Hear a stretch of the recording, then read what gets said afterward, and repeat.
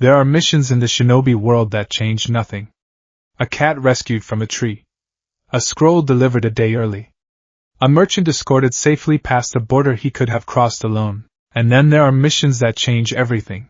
The kind where a 12-year-old boy presses his thumb to a scroll older than his own village and doesn't yet understand that the world just tilted beneath his feet.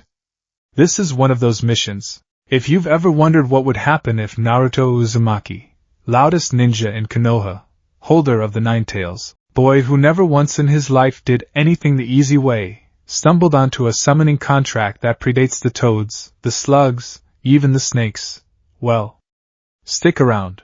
Because what starts as a routine C-rank investigation is about to drag Team 7 into a war that has been quietly simmering in the shadows of the Land of Fire for over 100 years. Before we dive in, if this is your first time watching one of these what-if stories, welcome to the pack. Hit that subscribe button and ring the bell, because this series is going to howl its way through 10 chapters, and you will not want to miss where this bloodline goes. Let's begin. The morning had started ordinarily enough. Another one?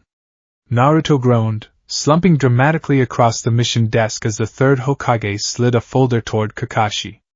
Come on, old man, can't we get something with actual ninja in it this time? Not another lost cat, not another fence to paint. This one has ninja in it, Hiruzen said mildly, and something in his tone made even Naruto pause. Or rather, it has the absence of them.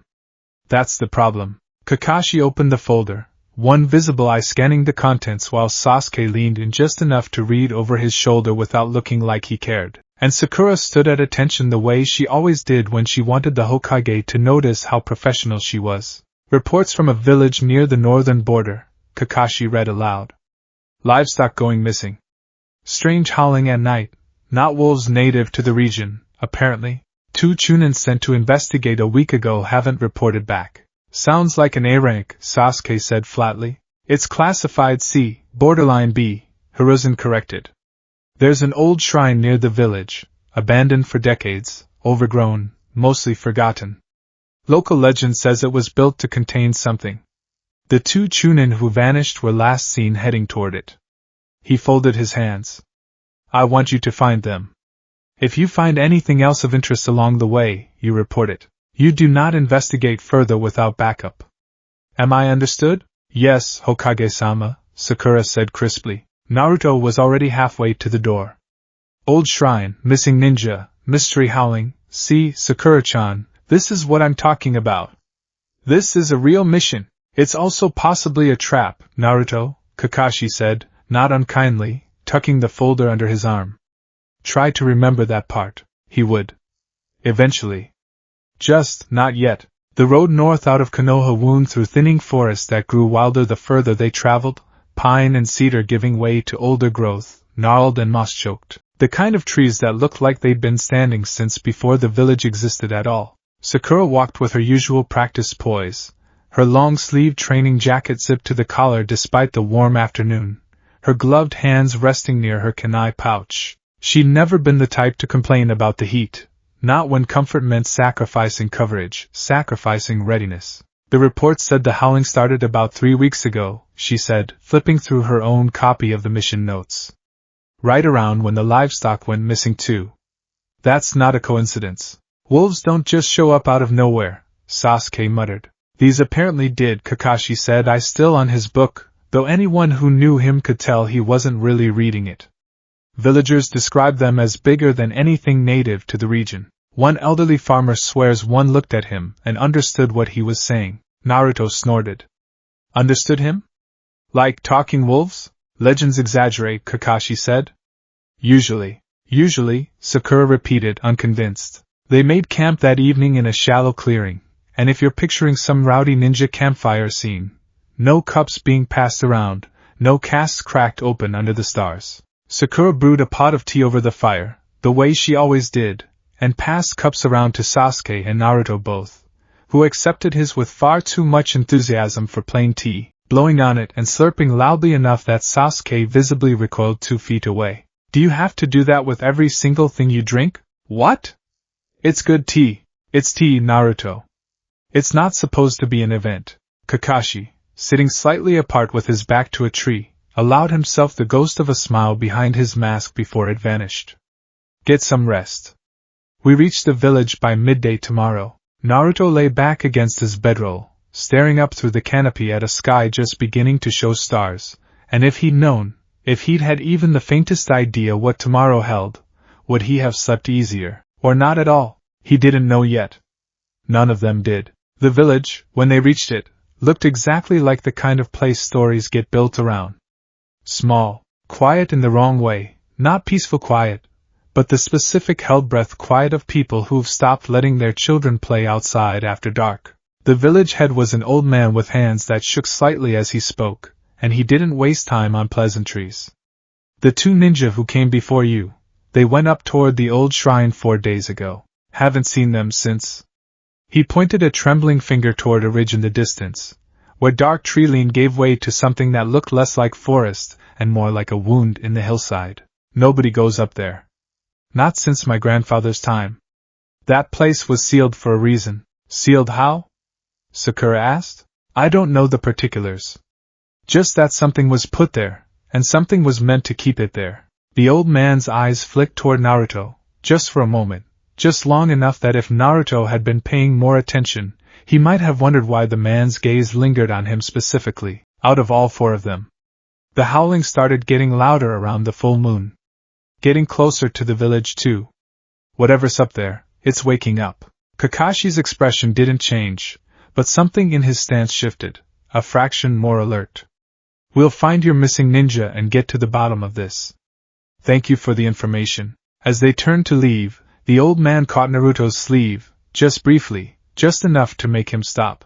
You, the old man said quietly, so the others almost didn't hear. There's something about you. The wind changed when you walked into the village square. Did you feel it? Naruto blinked. No. I don't think so. The old man released his sleeve, shook his head like he was shaking off a strange thought, and said nothing more. Naruto jogged to catch up with the others, and if you're the kind of viewer who catches the small details, you already know that wasn't nothing. Foreshadowing doesn't get much less subtle than an old man telling the chosen one that the wind itself noticed him.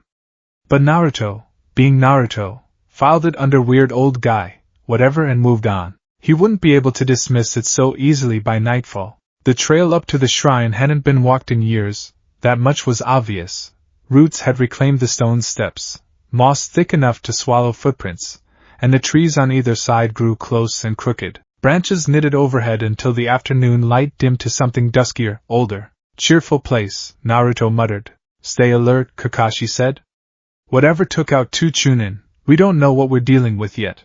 They found the first Chunin's gear an hour up the trail, a torn flak jacket, a snapped kunai, no blood, no body. Sakura crouched beside it, examining the tear marks along the jacket's shoulder with clinical focus. These aren't kunai cuts, she said. Claw marks. Big ones? She glanced up. And there's no blood.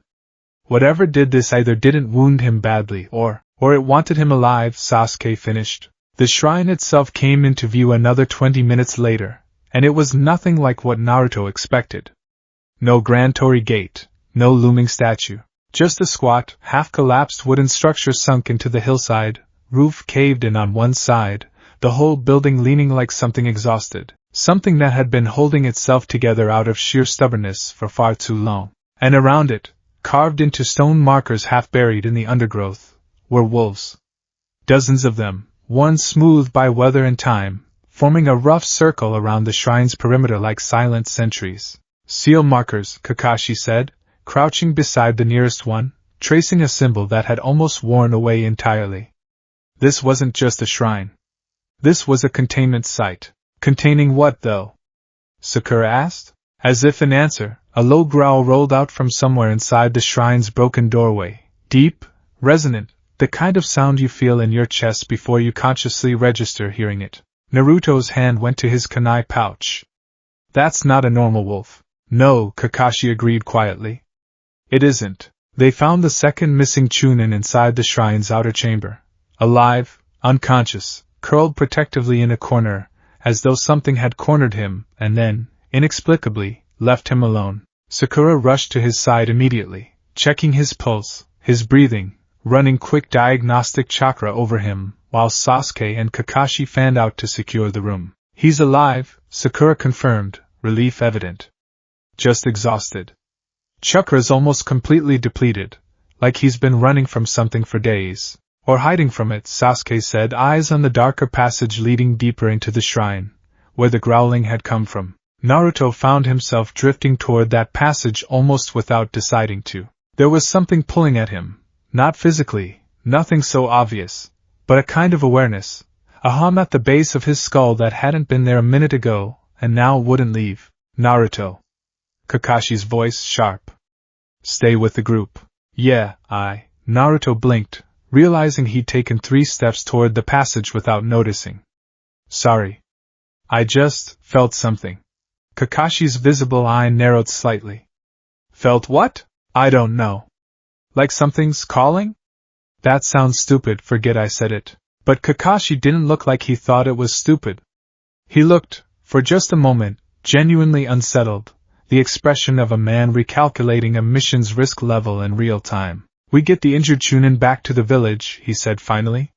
Then we regroup and reassess before going any further into. The growl came again, closer this time, and this time it wasn't alone.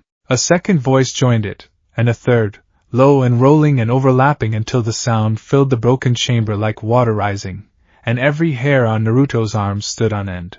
Kakashi-sensei, Sakura said, voice tight, I don't think we get to regroup.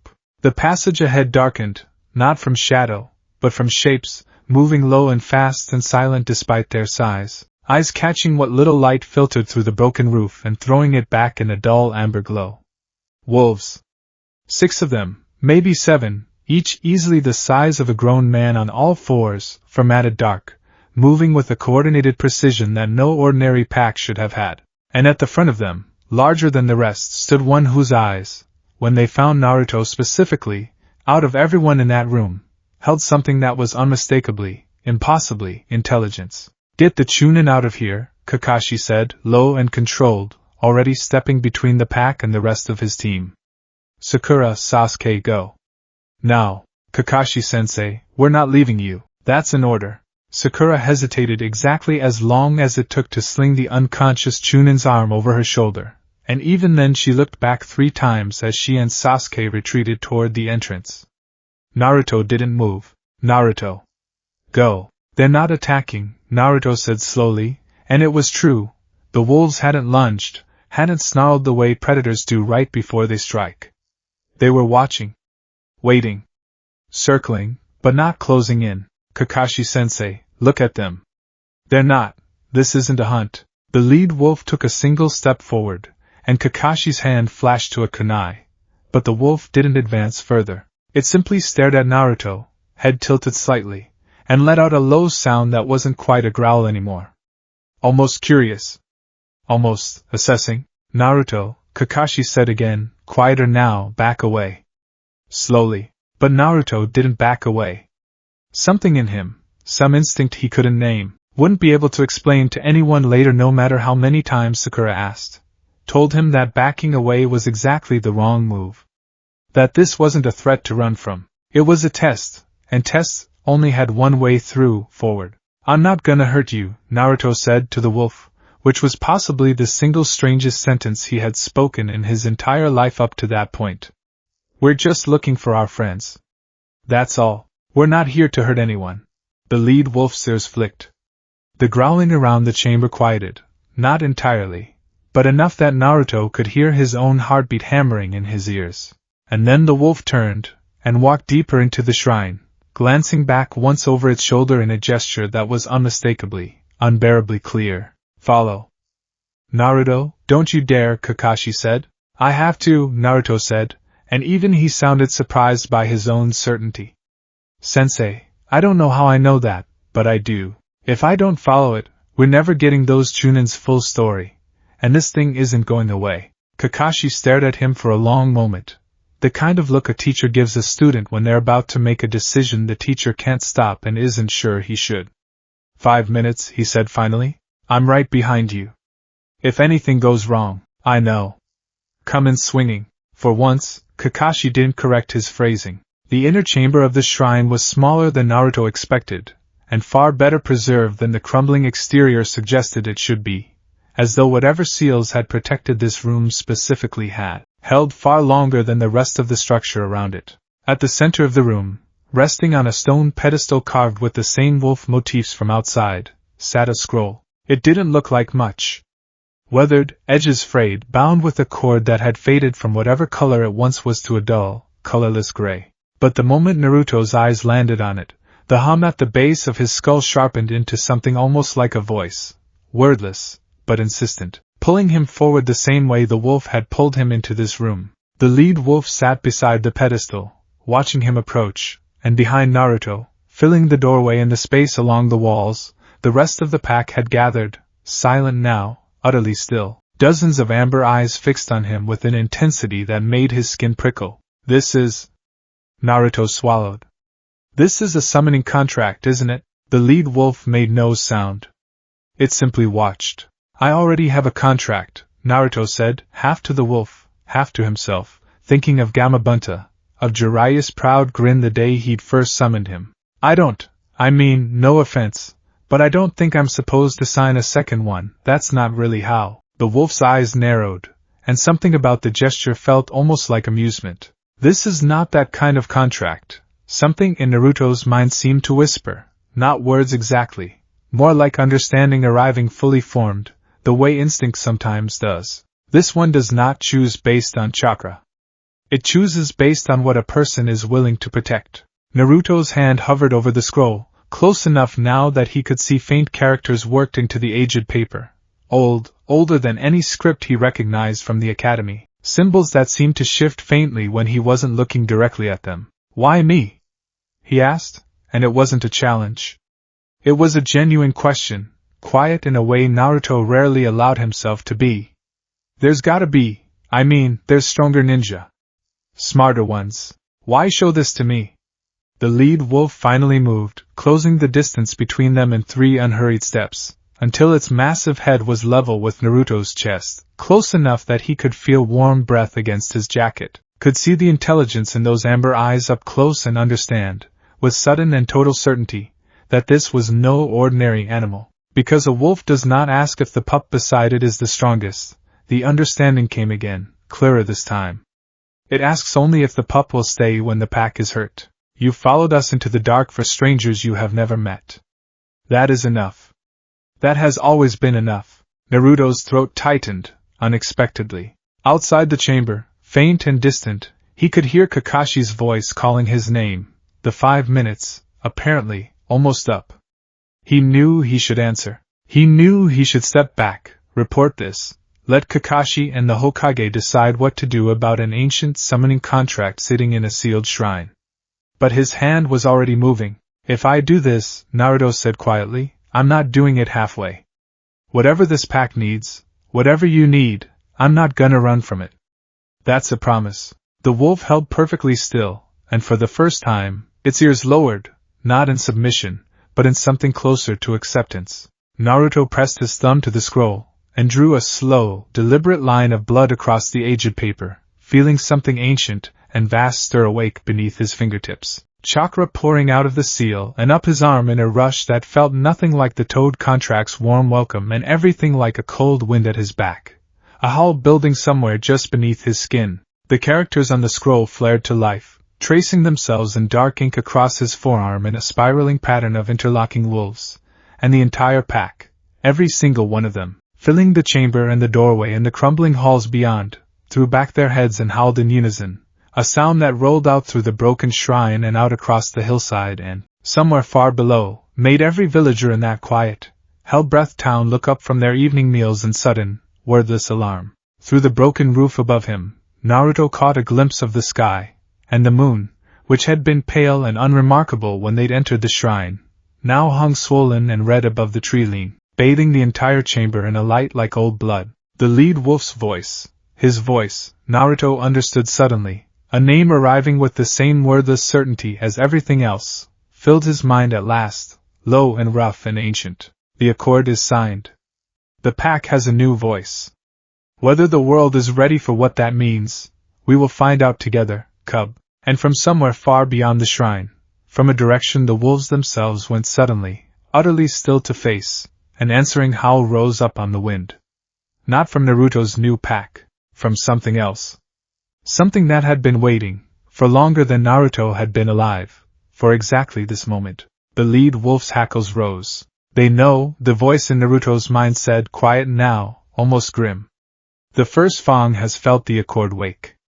And they will not let you keep what was never yours to take. Kakashi burst into the inner chamber seconds later, kunai drawn, chakra flaring bright and dangerous, and stopped dead at the sight that greeted him. Naruto, standing amid a full pack of massive wolves that showed no signs of hostility whatsoever, a dark spiral mark curling up his forearm, and above them both, through the shattered roof, a moon burning an impossible shade of red. Naruto, Kakashi said slowly, carefully, the way you'd address someone standing at the edge of something very high. What did you do? Naruto turned to face his sensei, and there was something different in his expression already. Not fear exactly, and not quite excitement either. Something steadier, something that hadn't been there an hour ago. Sensei, he said. I think we need to talk to the Hokage. Like right now. Because I think I just signed up for something a lot bigger than a missing ninja mission. Behind him, the pack began, one by one, to fade, not vanishing exactly, more like retreating into whatever space true summons occupied between calls, until only the lead wolf remained, watching Kakashi with unreadable amber eyes for one long moment before he too dissolved into mist and was gone. Far below, in the village, the old man who'd grabbed Naruto's sleeve stood outside his home, staring up at the blood-red moon with an expression that was equal parts terror, and something that looked almost like relief, as though he'd been waiting his entire life for someone to finally answer a call his grandfather's generation had first heard and failed to close the door on. And somewhere out past the ridgeline, in territory no map named and no ninja had charted in over a century, something old and proud and furious had just felt an ancient wound reopen, a bloodline's stolen birthright, awakened again after all this time, in the hands of a boy who had no idea what he'd just started. The howl came again. Closer this time, much closer. The walk back down from the shrine was quiet in a way that unsettled Naruto more than the howling ever had. Kakashi hadn't said much since the chamber, just a steady stream of careful, clipped questions the entire way down the mountain. What exactly did you feel? What did it say to you? Did it give you a name? Do you understand what you might have just done? Naruto answered as best he could, though half the time his own answers surprised him. Words and understanding arriving in his head with a certainty he couldn't fully explain, like knowledge that had always been there, just waiting for a door to open. Sasuke walked a few paces back, arms crossed, saying nothing, though his eyes kept drifting to the dark spiral mark curling up Naruto's forearm like he expected it to start moving on its own. Sakura fussed over the recovered Chunin, who'd woken briefly during the descent, mumbled something about eyes in the dark, so many eyes, and passed out again before anyone could get a straight answer out of him. By the time they reached the village, the moon overhead had faded back to its normal pale color, as if the whole blood-red spectacle had been a performance stage just for that one chamber, that one moment. Naruto found himself glancing up at it anyway, every few minutes, half expecting it to change again. It didn't.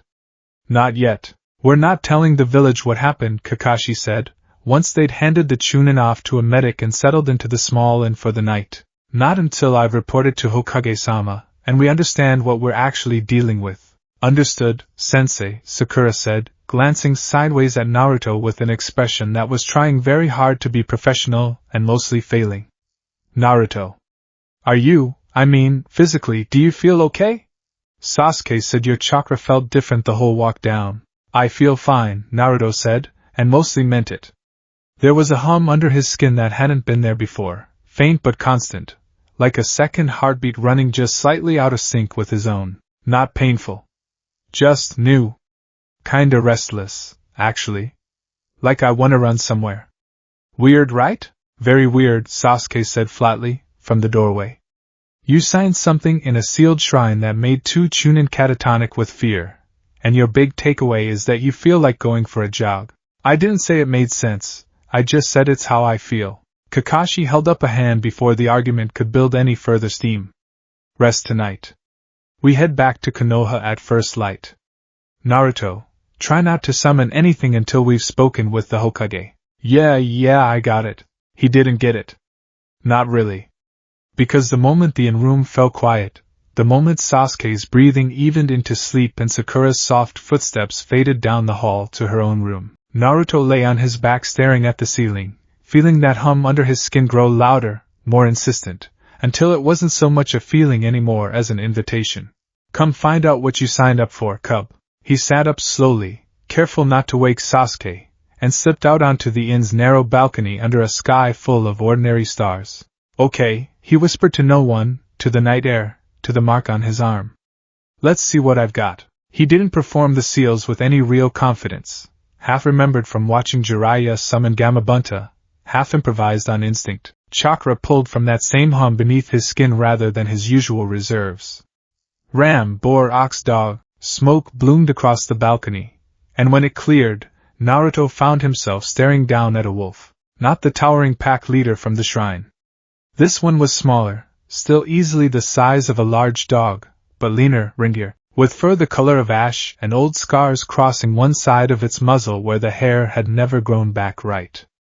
One ear was torn nearly in half. Its eyes, when they fixed on Naruto, held none of the calm authority the leaders had.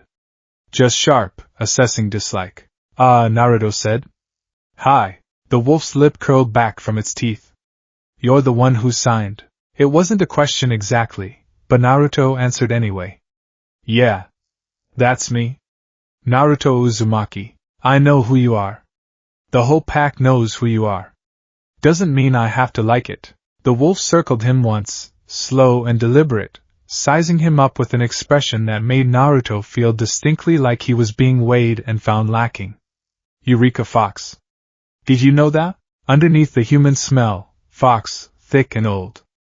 Interesting choice, pack leader, binding the accord to something that already carries another beast inside it. Hey, don't talk about him like that, Naruto said, more defensive than he expected to be.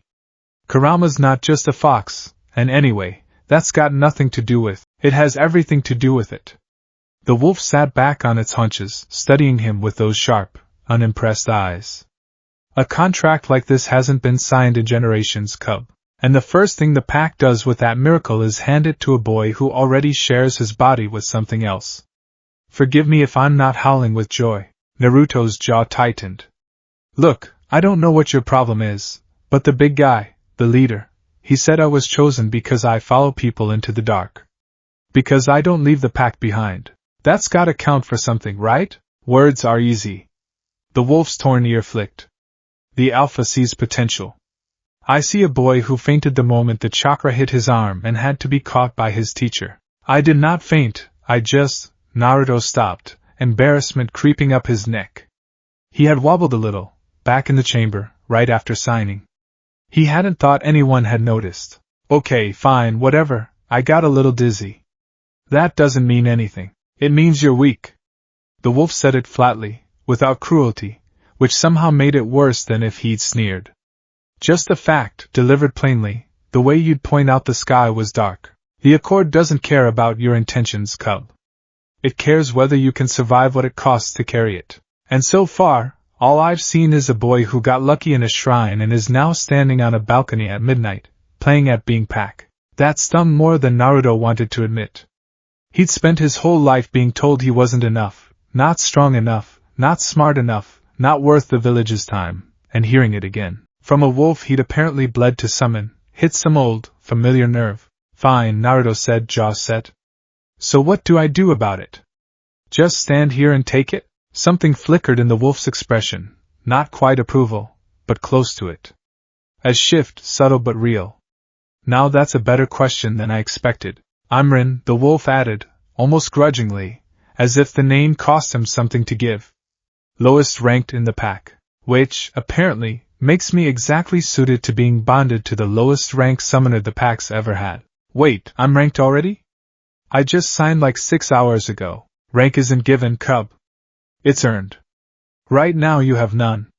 You're beneath even me, and I promise you, that is not a place you want to stay. Ren rose to his feet, stretching in a way that made every old scar along his flank ripple. If you want to be more than an embarrassment wearing the pack's mark, you'll need to prove it. Trials. Real ones, not shrine tests decided by an alpha in a sentimental mood. Naruto's fists clenched at his sides, some familiar stubborn fire lighting behind his eyes.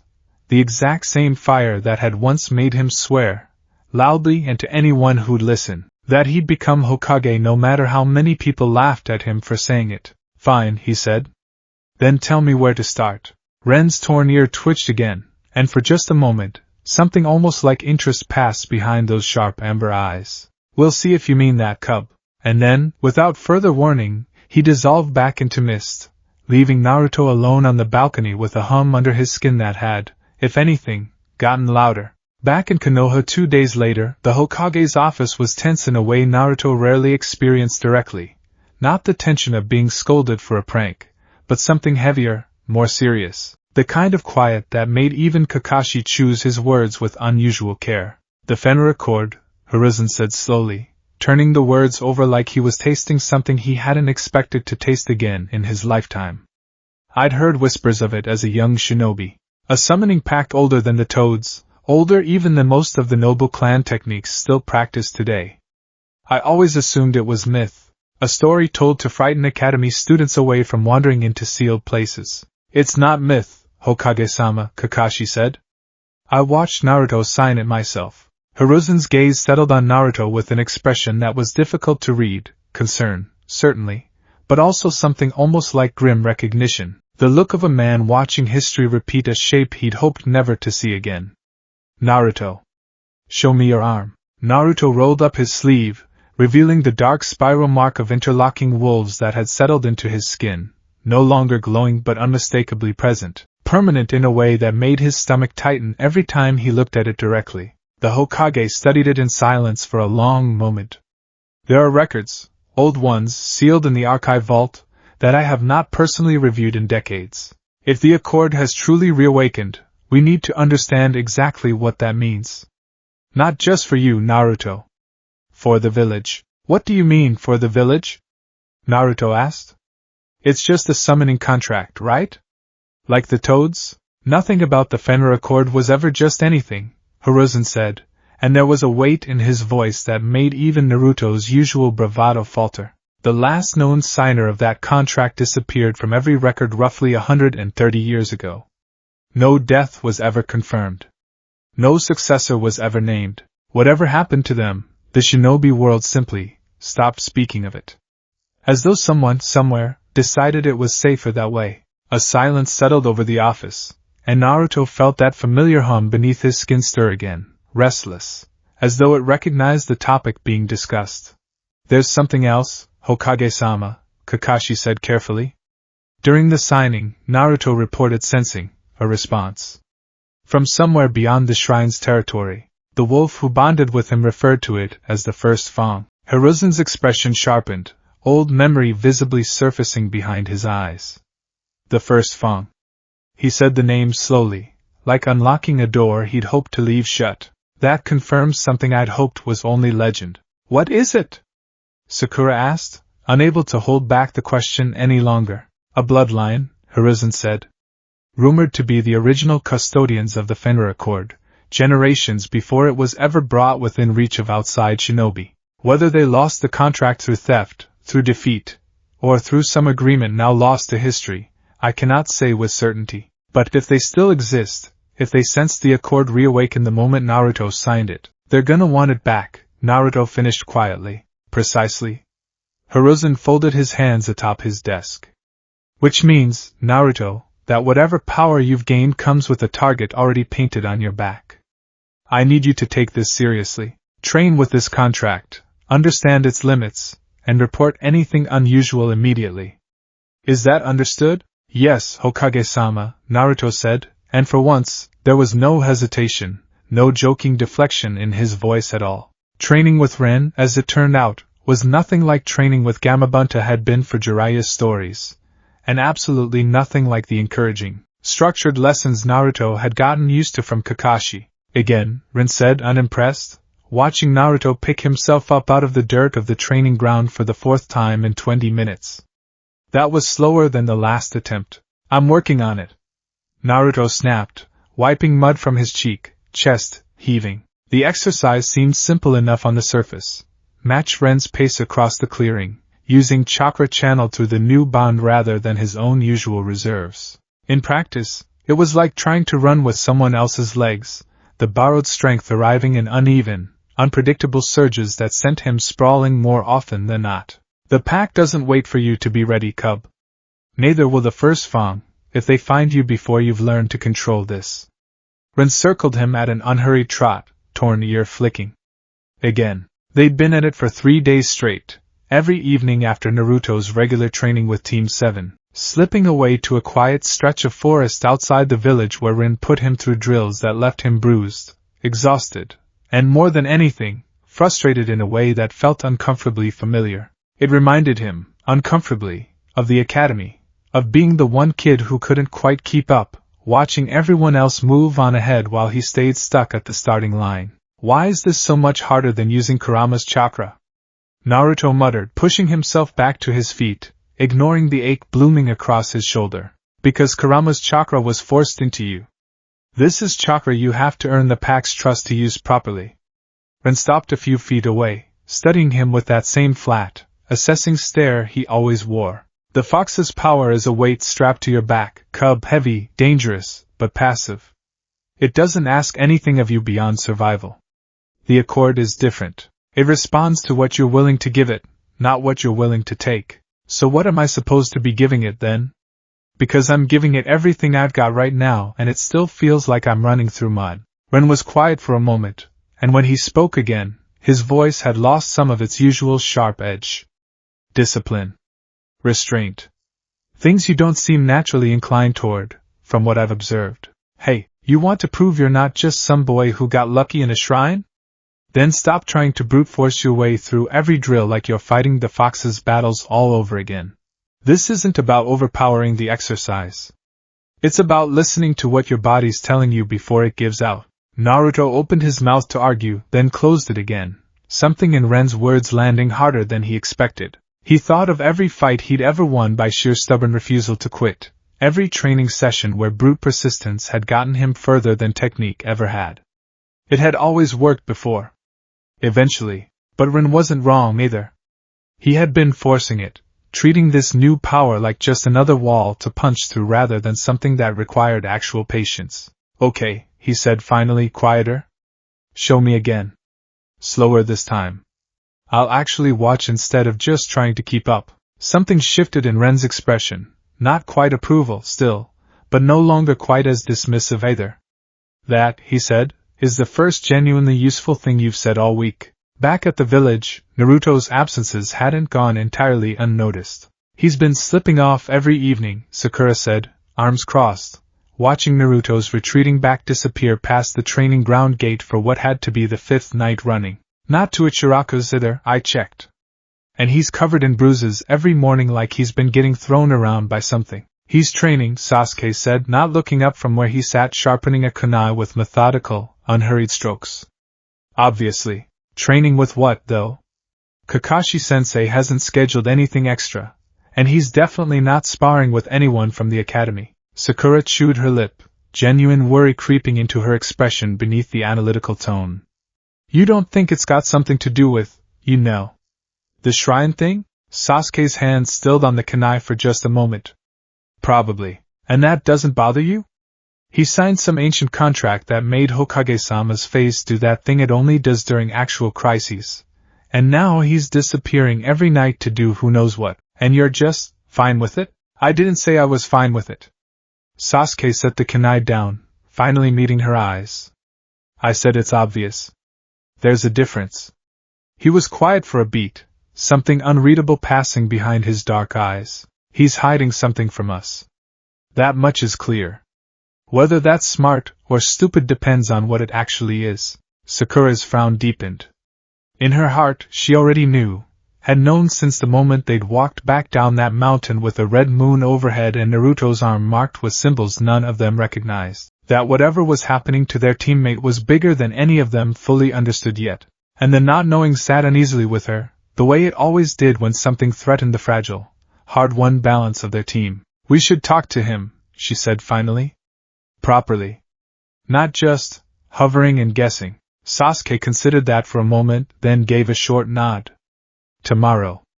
If he keeps dodging the question, I'll follow him myself. Neither of them noticed, in that quiet exchange, the faint shimmer of movement along the tree-line at the training ground's edge, a shape too large and too deliberate to be any ordinary animal, watching the village with sharp, patient eyes before melting silently back into the shadows of the forest beyond. The trial came on the 6th night, without warning, exactly the way Rin had promised it would. You said discipline mattered, Naruto said, standing in the same quiet clearing, watching Rin circle him with an energy that felt different from their usual training sessions, sharper, more serious, the air itself seeming to hold its breath. So what, tonight's the real deal. Tonight, Rin said, you stop training against me, and start proving yourself to the rest of the pack. Before Naruto could ask what that meant, the clearing around them shifted, not physically, but in some deeper way, the ordinary forest air replaced by something colder, wilder, thick with the scent of pine and old snow despite the summer warmth still lingering in Konoha proper. Shapes emerged from the tree-line, one after another, until Naruto found himself standing in the center of a circle of wolves. Not the full pack from the shrine, but enough. 6, 7, 8 of them, each pair of eyes fixed on him with the same sharp, evaluating focus Rin always wore, magnified across a dozen watching faces at once. What is this? Naruto asked, chakra instinctively flaring to the surface, every instinct screaming that this was a fight about to start. A trial, came a new voice, older, rougher than Ren's, from a scarred wolf at the circle's far edge. The Alpha granted you the mark on nothing but instinct and sentiment. The rest of us would like proof that instinct wasn't wasted. So what, I'm supposed to fight all of you? That's not exactly fair odds. Fair has nothing to do with it, Rin said, moving to stand at Naruto's side rather than among the circle, which Naruto noted with some small, surprised relief. The trial isn't about winning, it's about proving you won't run. Won't quit. Won't beg for mercy the moment things get difficult. His torn ear flicked toward the ring of watching wolves. You'll be tested, physically and otherwise, however long it takes. However many times you fall. The only way to fail is to stop getting back up.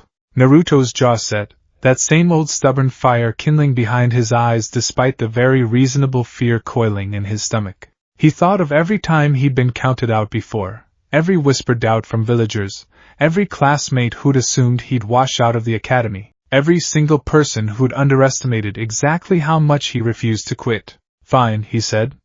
Let's go then. The first wolf came at him without warning, and Naruto barely got his arms up in time to brace the impact, borrowed chakra flaring hot and uneven beneath his skin as he was driven back, boots skidding through dirt and pine needles. He didn't fight back, not yet, not until he understood the shape of what he was actually up against, just braced, absorbed, and scrambled back to his feet before the second wolf could close the gap. It went on like that for what felt like hours. Wolf after wolf, each testing something different, speed, endurance, the raw, stubborn refusal to stay down, while Rin watched from the circle's edge with an expression that gave away nothing, offering no help, no mercy, no acknowledgement beyond the occasional low, unreadable growl whenever Naruto managed something that apparently qualified as competent. By the time the trial ended, and Naruto never quite understood the exact moment it did, only that at some point the wolves simply stopped, drew back, and settled into a loose, watchful ring around him rather than continuing to press the attack. He was covered in bruises, breathing hard, chakra scraped nearly to empty, and still, somehow, on his feet. Interesting, the scarred old wolf said finally, studying him with something that had shifted, subtly, from open skepticism into grudging reassessment. He doesn't quit. I told you, Rin said, and there was something almost like satisfaction in his voice. Naruto straightened, wiping blood from a split lip, chest still heaving. So, did I pass? Or is there more? Tonight, the scarred wolf said, you proved you have the stubbornness.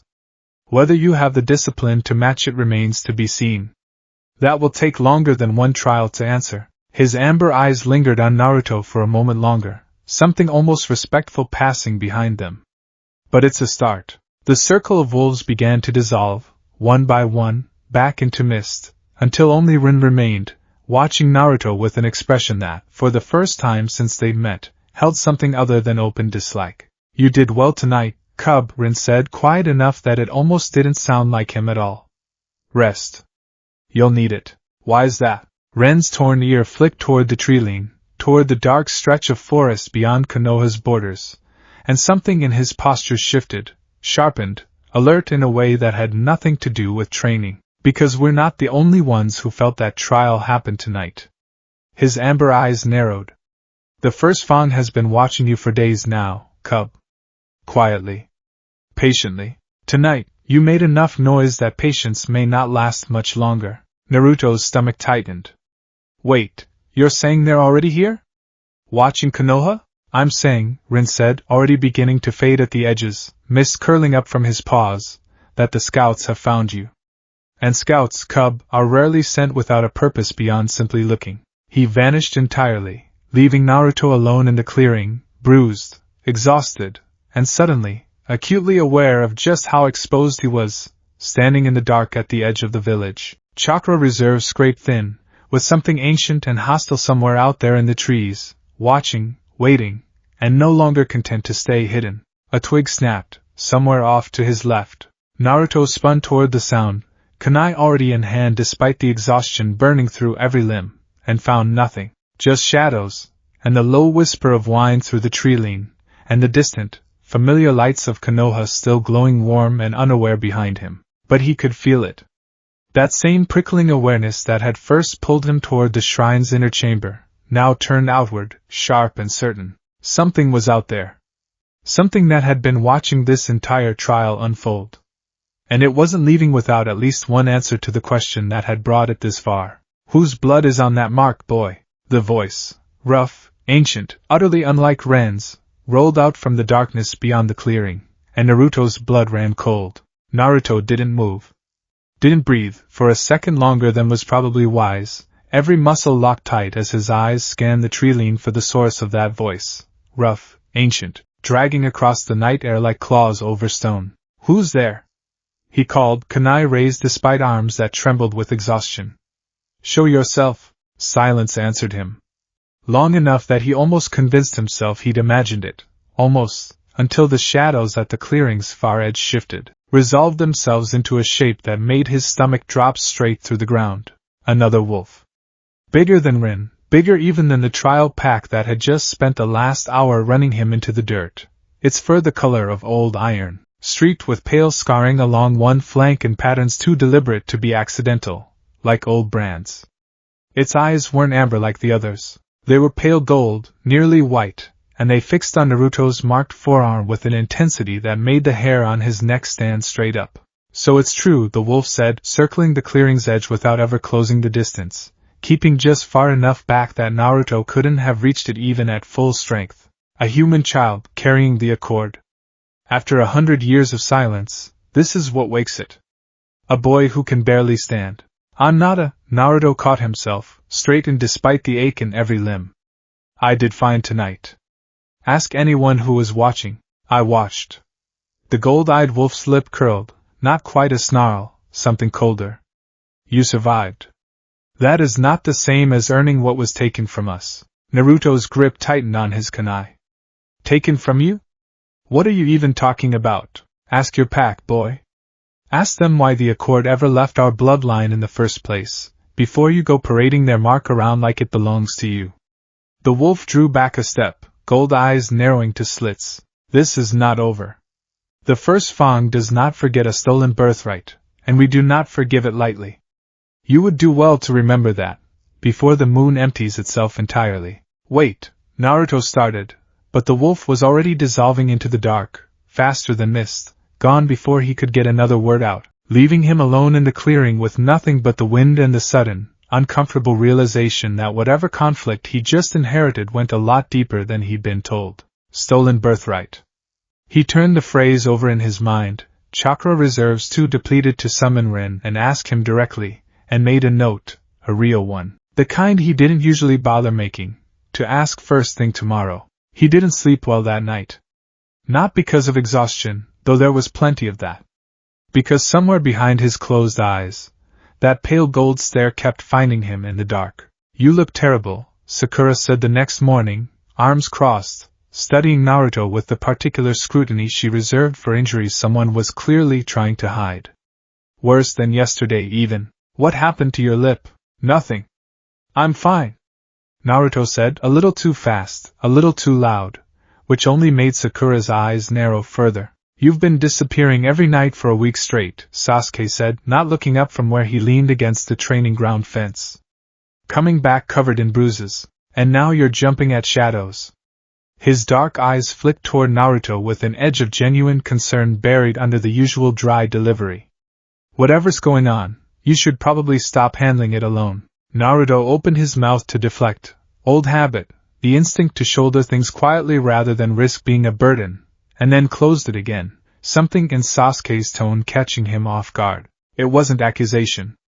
It was actual worry, dressed up in Sasuke's usual flat delivery, and that was rarer and harder to brush off. It's the contract, Naruto said finally, quieter than his usual volume. Training with it. There's a lot more going on than just I signed a scroll and got some new chakra. There's a whole pack. Rules. And apparently somebody else who thinks it belongs to them, not me. Sakura's expression shifted from suspicion to genuine alarm. Someone else? Naruto, is that what Hokage-sama meant about the First Fang? You know about that? Kakashi-sensei mentioned it, in general terms, when he filed the mission report, Sasuke said. Didn't exactly go into detail. Yeah, well, I got a much more detailed introduction last night. Naruto rubbed the back of his neck, the memory of those pale gold eyes still uncomfortably vivid. Big Wolf, different from the ones I'd been training with. Said something about a stolen birthright, and that this wasn't over. He hesitated, then added, quieter still, honestly? Kind of freaked me out. Sakura's jaw tightened, the protective instinct that had always run underneath her carefully composed exterior rising to the surface. You should have told us this was happening from the start, Naruto. All of it. Not just sneaking off every night and hoping nobody noticed. I didn't want you guys worrying about something that's my problem, Naruto said, and even as the words left his mouth, he could hear how thin they sounded. That's exactly the kind of thinking that gets people hurt, Sasuke said flatly. We're a team. If something's coming after you, it's coming after all of us, whether you tell us or not. Better we know. It was, Naruto reflected, a very Sasuke way of saying I care about you and I'm scared for you, and something in his chest loosened slightly at hearing it, even filtered through all that characteristic bluntness. Okay, he said. Fine. I'll tell you guys more. Just, not everything's gonna make sense yet. I'm still figuring most of it out myself. Kakashi found him an hour later, alone at the training ground, staring down at the spiral mark on his forearm as though it might offer up answers if he looked hard enough. Sakura tells me you had a visitor last night, Kakashi said, settling onto the low fence beside him without preamble. Orange book notably absent from his hands for once. A small tell that told Naruto exactly how seriously his sensei was taking this. Yeah. Wasn't exactly a friendly one. Tell me everything. Don't leave anything out because you think it sounds unimportant. Kakashi's visible eye was sharp, focused entirely on Naruto in a way that made the usual lazy, half-present air he wore fall away completely. This isn't a normal mission anymore, Naruto. I need the full picture if I'm going to keep this team safe. So Naruto told him, the gold-eyed wolf, the accusation of a stolen birthright, the warning about the moon emptying itself. Kakashi listened without interrupting, expression growing more troubled with every detail, until Naruto finished and the training ground fell quiet except for wind moving through the grass. A stolen birthright, Kakashi repeated slowly. That aligns with what Hokage-sama suspected, that the First Fang were the Accord's original custodians before it changed hands, whether through theft, defeat, or something else entirely. He was quiet for a moment, weighing something. Naruto, I need to ask you something, and I need you to answer honestly, not with what you think I want to hear. Okay, do you regret signing it? Naruto blinked, caught off guard by the directness of the question. He thought about it, really thought, rather than answering on reflex, turning over the exhaustion, the bruises, the fear that had settled cold in his stomach the moment those pale gold eyes fixed on him. No, he said finally. I mean, it's a lot. More than I expected, way more? But when I was in that shrine, when Ren's Alpha told me why they picked me. He trailed off, searching for the right words. It's the first time something ancient and powerful looked at me and said I was enough, not because of what's sealed inside me, but because of who I actually am. I'm not giving that up because it turned out to be complicated.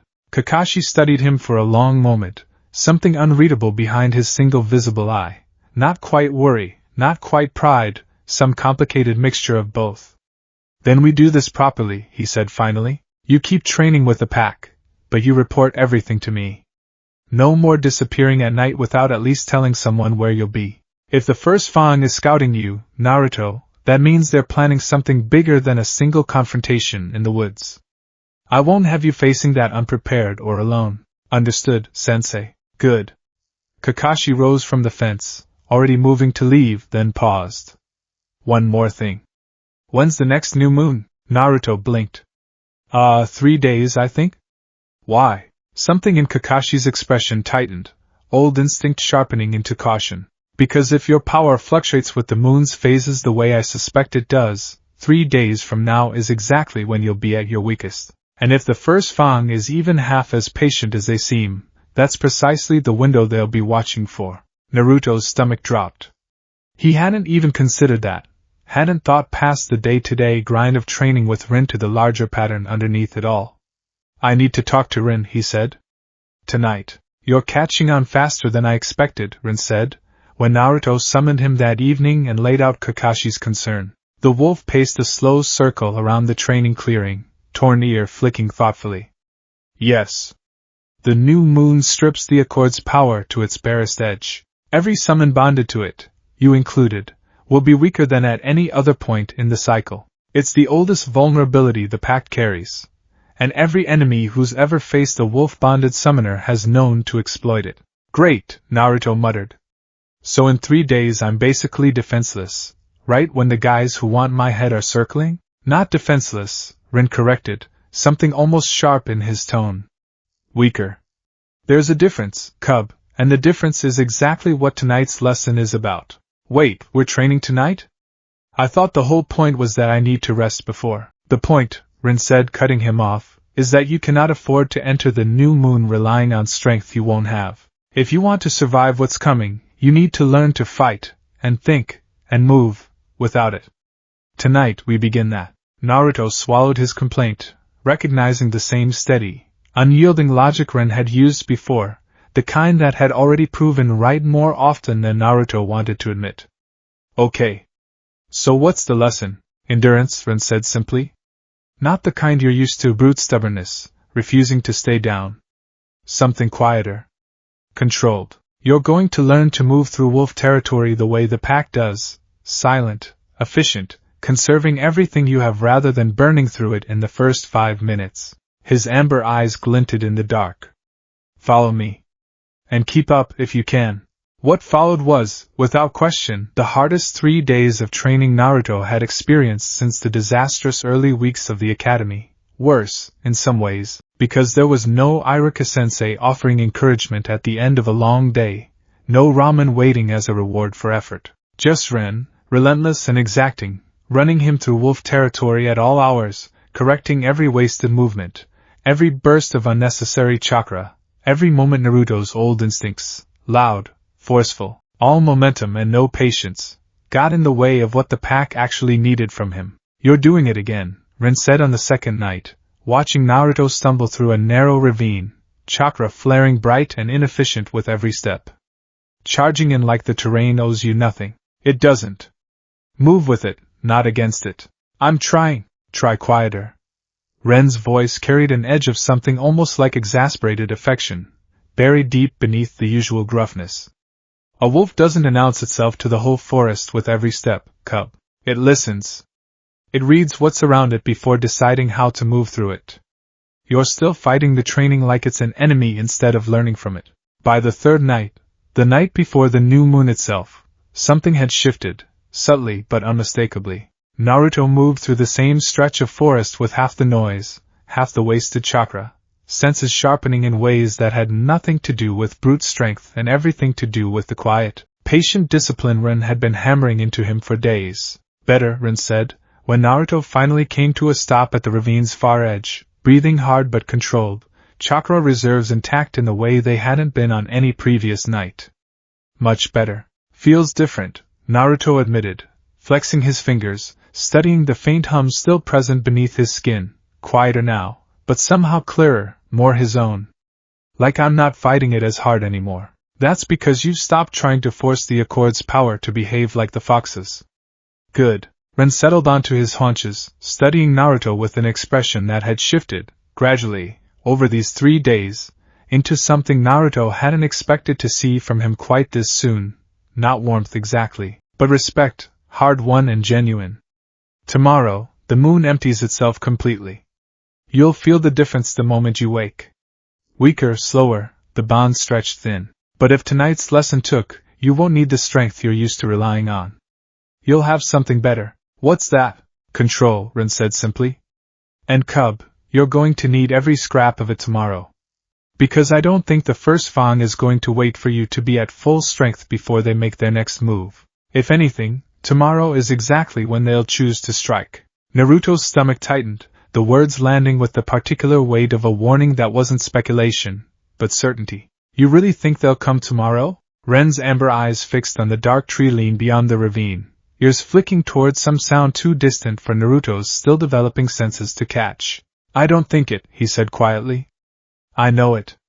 I can already smell them at the edge of the territory, Cub.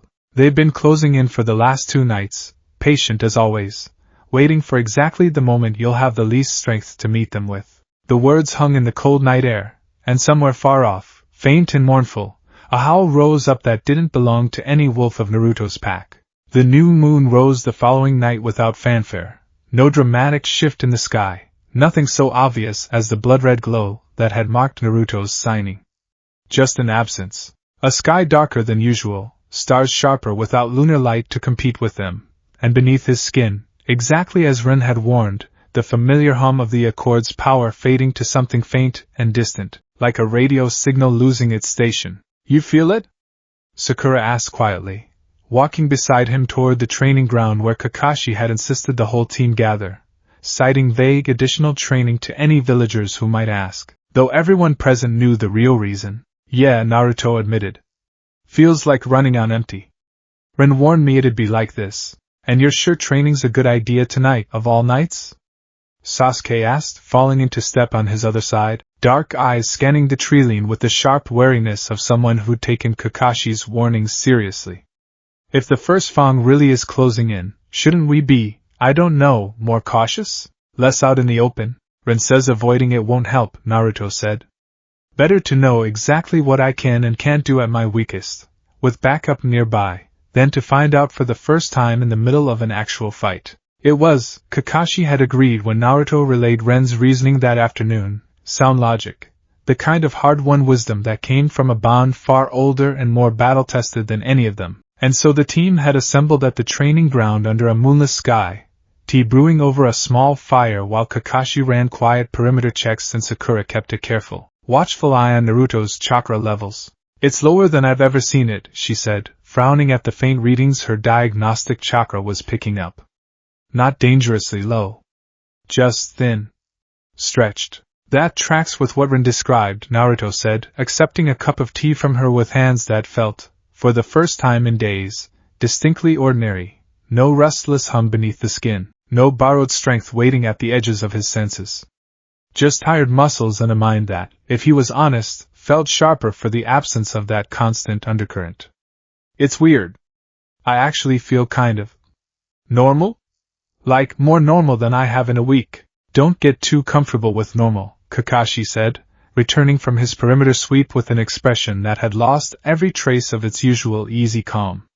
Whatever's out there, it's close. I found fresh tracks along the northern tree line. Big. Not native to this region. Sasuke's hand drifted toward his kunai pouch without conscious thought. How close is close? Close enough that I don't think we have much time to prepare further, Kakashi said grimly, eyes fixed on the dark tree line beyond the training ground's edge. Naruto. Summon Rin.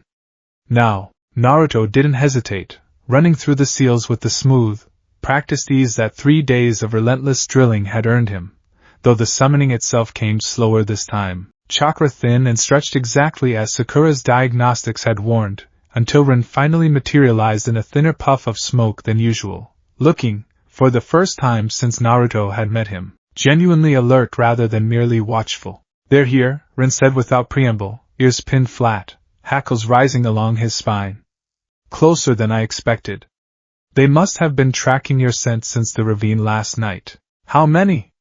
Kakashi asked, already positioning himself between the team and the tree-line, single visible eye scanning the darkness with lethal focus. "Enough," Rin said grimly.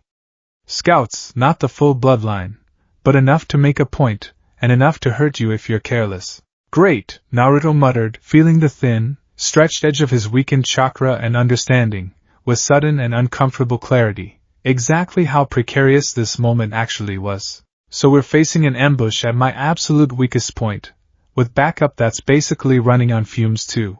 "Then don't rely on strength," Rin said sharply, echoing 3 days of hard-won lessons. "Rely on everything else I've spent this week trying to teach you." The tree-line erupted before Naruto could respond, shapes bursting from the shadows, low and fast and coordinated, moving with the same eerie precision he remembered from the shrine, except these wolves carried themselves differently. Sharper. More aggressive. Scarred in ways that spoke of old battles rather than simple wear, and at their front, unmistakable even in the moonless dark, a pair of pale gold eyes fixed directly on Naruto's marked forearm. "There he is," the gold-eyed wolf said, voice rolling out across the training ground with cold, deliberate menace.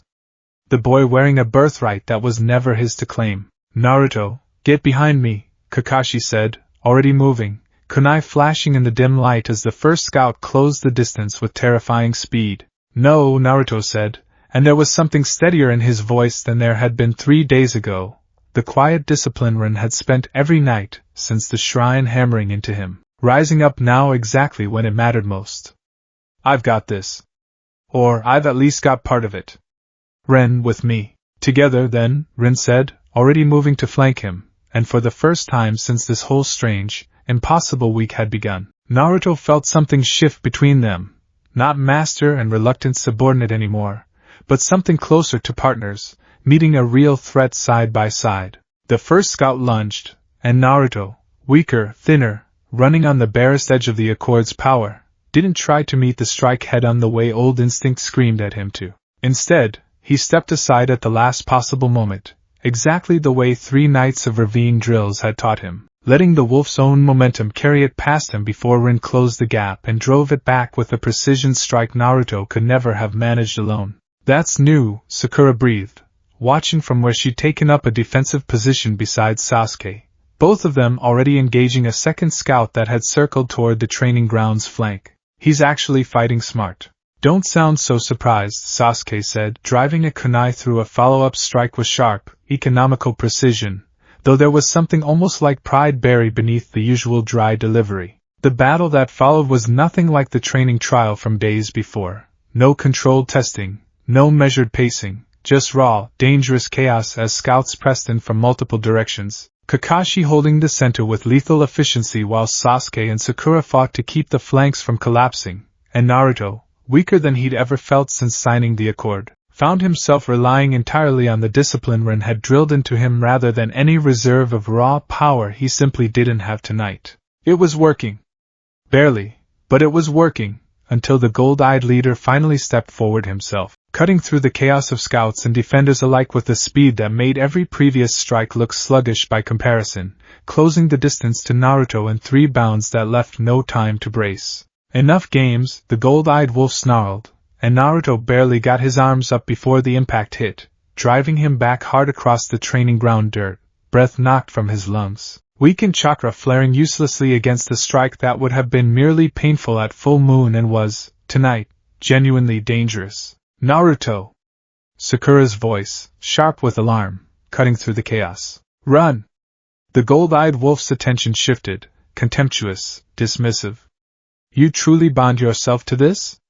A boy who can't even stand against a single scout at his weakest hour?" "He's still standing," Rin snarled back, placing himself bodily between Naruto and the next strike, scarred flank bristling despite his own clearly diminished strength. Which is more than I can say for your patience, apparently, if you're willing to strike at the new moon like a coward too afraid to face him at his strongest. Something flickered across the gold-eyed wolf's expression, not quite shame, but close enough to it that Naruto, still catching his breath in the dirt, caught the shift even through the pain. This was never about honor, the wolf said, low and cold.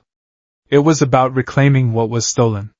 And we will have it back, boy, tonight, or whenever the moon next favors us. Kakashi arrived at that exact moment, driving the gold-eyed wolf back with a controlled burst of chakra-infused strength that finally, decisively, shifted the battle's momentum. The remaining scouts drawing back at their leader's sharp, wordless signal, retreating toward the tree line as suddenly and coordinatedly as they'd first appeared. This isn't finished, the gold-eyed wolf said, pale eyes fixed on Naruto one final time before turning to follow his scouts into the dark.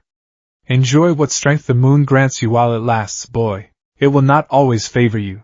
And then they were gone, dissolving into the tree line's shadow, leaving the training ground in sudden, ringing silence broken only by the team's ragged breathing and the faint crackle of the abandoned fire still burning nearby. Naruto pushed himself up slowly, every muscle protesting, Ren still standing guard beside him with hackles slowly lowering as the immediate threat receded.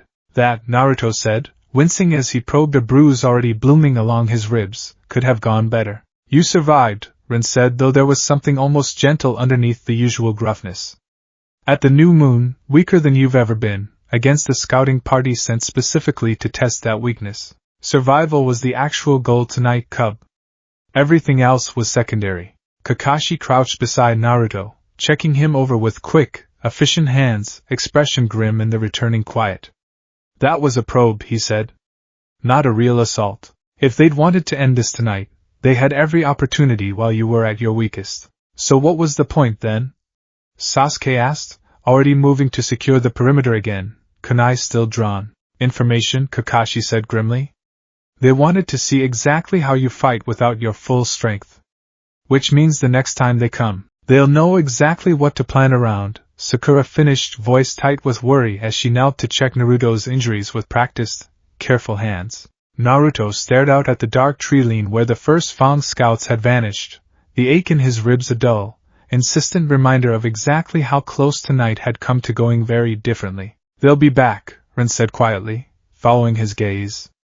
And next time, cub, I don't think it will be scouts alone. Somewhere far beyond the village, faint and distant on the cold night wind, a chorus of answering howls rose up, more voices than Naruto had heard from the First Fang so far, spreading out across the dark hills like a promise being kept. The Hokage's office felt smaller than usual the following morning, crowded not just with Team 7 but with an additional presence Naruto hadn't expected, Hinata Hyuga, standing quietly near the window with her hands folded in front of her, dressed in her usual high-collar jacket and long training pants.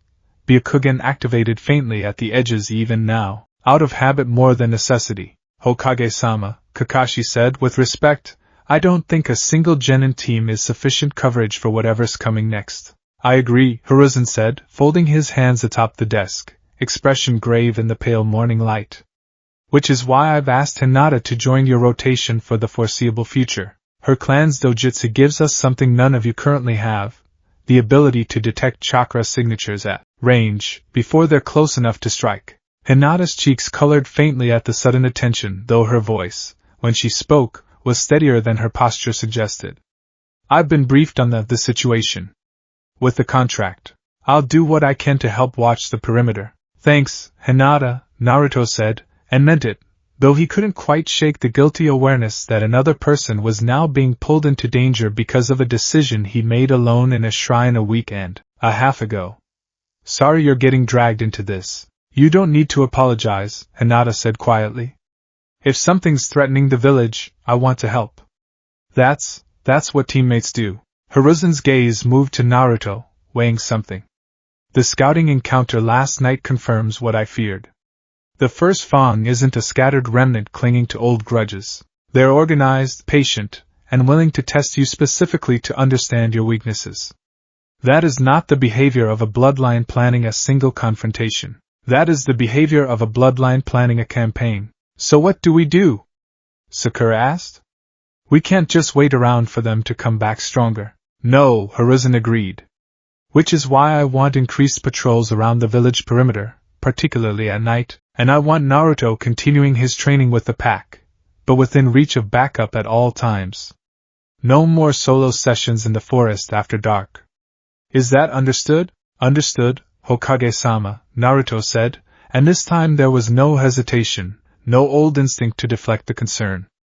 A week ago he might have chafed at the restriction. Now, with bruised ribs still aching from last night's ambush, it felt less like a limitation and more like common sense. Ren wasn't thrilled about the change when Naruto summoned him that evening to relay it.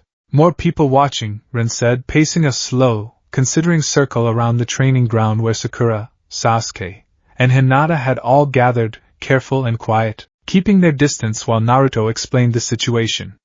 That complicates things. The pack's business isn't meant to be public. They're not just people, they're my team, Naruto said.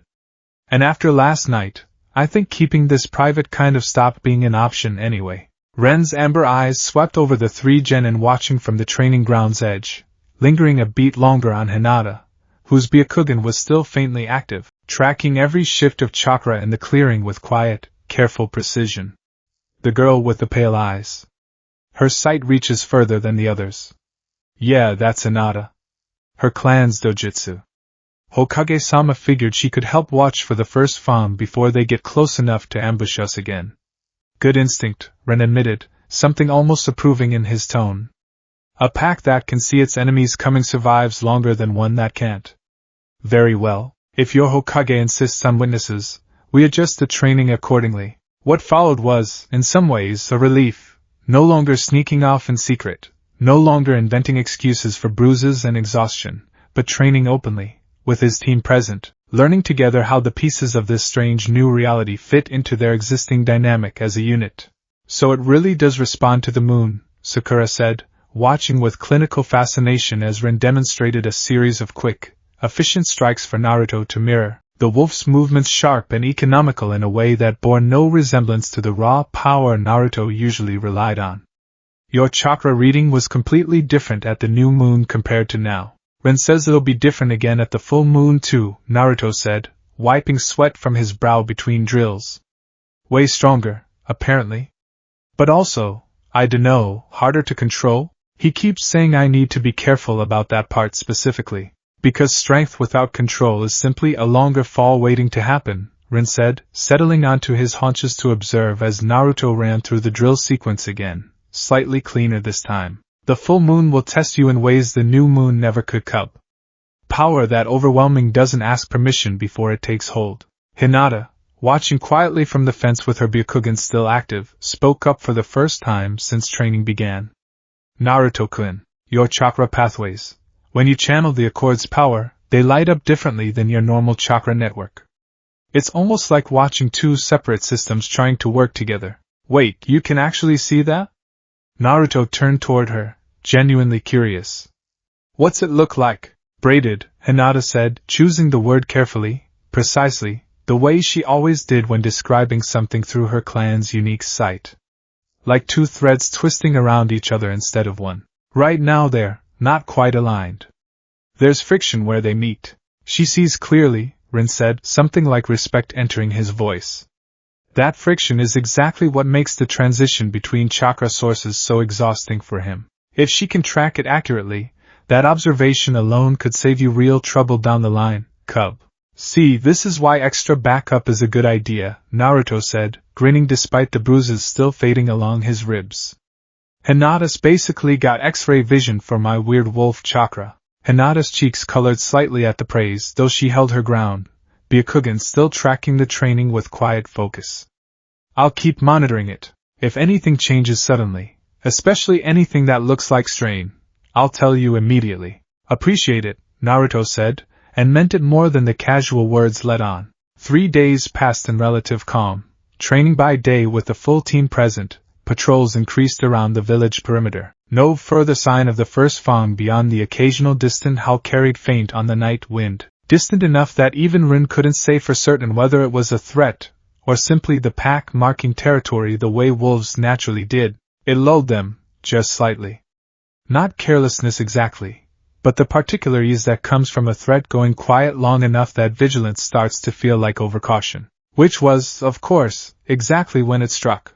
They were returning from a routine supply run to a village 2 hours outside Konoha's walls. Nothing dangerous, nothing that should have required the full team's attention. But Kakashi had insisted on group missions only until the First Fang situation resolved, and so Naruto, Sakura, Sasuke, and Hinata had made the trip together, baskets of vegetables and dried goods slung over their shoulders, the afternoon sun warm and unremarkable overhead. "This is nice, actually," Sakura said, adjusting the strap of her pack. The sleeves of her jacket rolled just to her wrists despite the day's warmth, never further. "Feels like an actual normal mission for once." "Don't jinx it," Sasuke muttered, though even he seemed more relaxed than usual, shoulders loose in a way that rarely happened outside quiet moments like this. Hinata walked slightly behind the group, Byakugan flickering active every so often out of habit, sweeping the surrounding forest with quiet, practiced vigilance even during what should have been a low-risk return trip. It was that habit, that quiet, unassuming diligence, that saved them. "Wait!" Hinata stopped mid-stride, voice sharp with sudden alarm, Byakugan flaring fully active. "Chakra signatures. Multiple. Closing from the northeast fast." "How many?"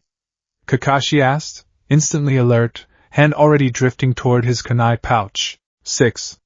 Maybe 7. Moving low, coordinated, Hinata's eyes widened slightly. "They're not human chakra signatures. They're First Fang," Naruto finished grimly, dropping his supply basket and already reaching for his own kunai, the familiar hum beneath his skin sharpening instantly to something alert, almost eager. "They found us outside village protection," Sakura said, already moving into a defensive stance, sleeves still carefully covering her wrists despite the sudden tension. "That's not a coincidence. They've been watching the patrol patterns." "Formation," Kakashi said, voice clipped and controlled, already positioning the team with practiced efficiency. "Hinata, keep tracking their movement and call out anything that changes." "Sasuke, Sakura, flank positions." "Naruto, summoning Rin," Naruto said, already running through the seals, chakra flaring bright and steady in a way that felt, after days of consistent training, far more controlled than it had even a week ago. Rin materialized in a burst of smoke exactly as the tree line ahead erupted into motion, shapes bursting from the shadows with the same terrifying, coordinated speed as before, but more of them this time, moving with a confidence that suggested this wasn't scouting anymore. This was a statement. "They mean business today," Rin said grimly, hackles rising along his spine as he took up position beside Naruto. No hesitation in their approach. "This is a real strike, cub, not a probe." The first wolf broke from the pack and lunged directly at Sakura, who met the strike with a controlled burst of chakra-enhanced strength that sent it staggering back, surprise flickering across its features at the resistance. "Don't underestimate them just because they're not attacking Naruto first," Kakashi called, already engaging a second scout with lethal precision. "They know exactly who's protecting who out here." Hinata's Byakugan tracked the chaos with clinical, unwavering focus, calling out positions and openings in a steady stream that let Sasuke intercept strikes half a second before they would have landed, her quiet diligence proving, in real time, exactly how valuable her presence had already become. "Two more circling from the east," she called, gentle fist already flashing out to intercept a wolf that had tried to flank around behind Naruto, striking precise chakra points with a speed and accuracy that made even Ren's ears flick with something like surprise. "Naruto-kun, behind you!" Naruto spun, Ren already moving in perfect sync beside him, the two of them meeting the flanking strike together in a coordinated defense that bore almost no resemblance to the desperate, uncoordinated scramble of their first encounter days ago. This time, when the wolf lunged, Naruto didn't simply brace and absorb. He stepped into the strike at an angle Ren had drilled into him a dozen times over, redirecting the momentum with barely any wasted effort, and Ren finished the exchange with a precise, controlled strike that sent the attacker sprawling back toward the tree line. "Good," Ren said, something like genuine pride threading through his usual gruffness. "That's the discipline finally showing." But the battle wasn't slowing. If anything, the remaining First Fang scouts pressed harder, more coordinated, clearly working from some larger plan rather than simple aggression, and Naruto felt the first real edge of concern creep in as he realized they weren't just fighting defensively anymore. They were being herded, subtly, deliberately, each exchange pushing the team's formation further from the main road, deeper into unfamiliar terrain. Sensei, I think they're trying to separate us, Sakura called, driving back another strike even as she noticed the same pattern. Hold formation, Kakashi ordered, voice tight with focus. Don't let them isolate anyone. It was, of course, exactly at that moment that the gold-eyed leader finally emerged from the tree-lean himself, moving with a slow, deliberate confidence that made every previous scout's aggression look almost tentative by comparison. The whole pack, gathered to defend one boy, the gold-eyed wolf said, pale eyes sweeping across the battlefield with cold, assessing focus before settling, inevitably, on Naruto. Interesting. Perhaps there's more loyalty here than I gave you credit for. You again, Naruto said, breathing hard but steady, chakra humming strong and present beneath his skin, no longer the thin, stretched sensation of the new moon, but something fuller, more responsive. Guess scouting wasn't enough for you this time. Scouting served its purpose, the gold-eyed wolf said. Now we move to something more direct. His gaze flicked, deliberately, toward Hinata, whose Byakugan was still tracking every movement across the clearing with unwavering focus. The girl with the pale sight sees more than the others. That makes her dangerous to us. And dangerous things, boy, tend not to survive very long around the First Fang. Something cold and sharp lanced through Naruto's chest at the implied threat, old protective instinct rising fast and fierce. You touch her, you're gonna regret it. Big words for someone still learning to walk without stumbling. The gold-eyed wolf's lip curled back from his teeth, and this time, unlike the training ground skirmish days before, there was no hesitation in his advance. He came fast, faster than any scout Naruto had faced yet, and Rin barely had time to intercept before the full force of the strike would have landed. Rin took the hit meant for Naruto, driven back hard across the clearing floor, a pained yelp escaping him that made something twist painfully in Naruto's chest.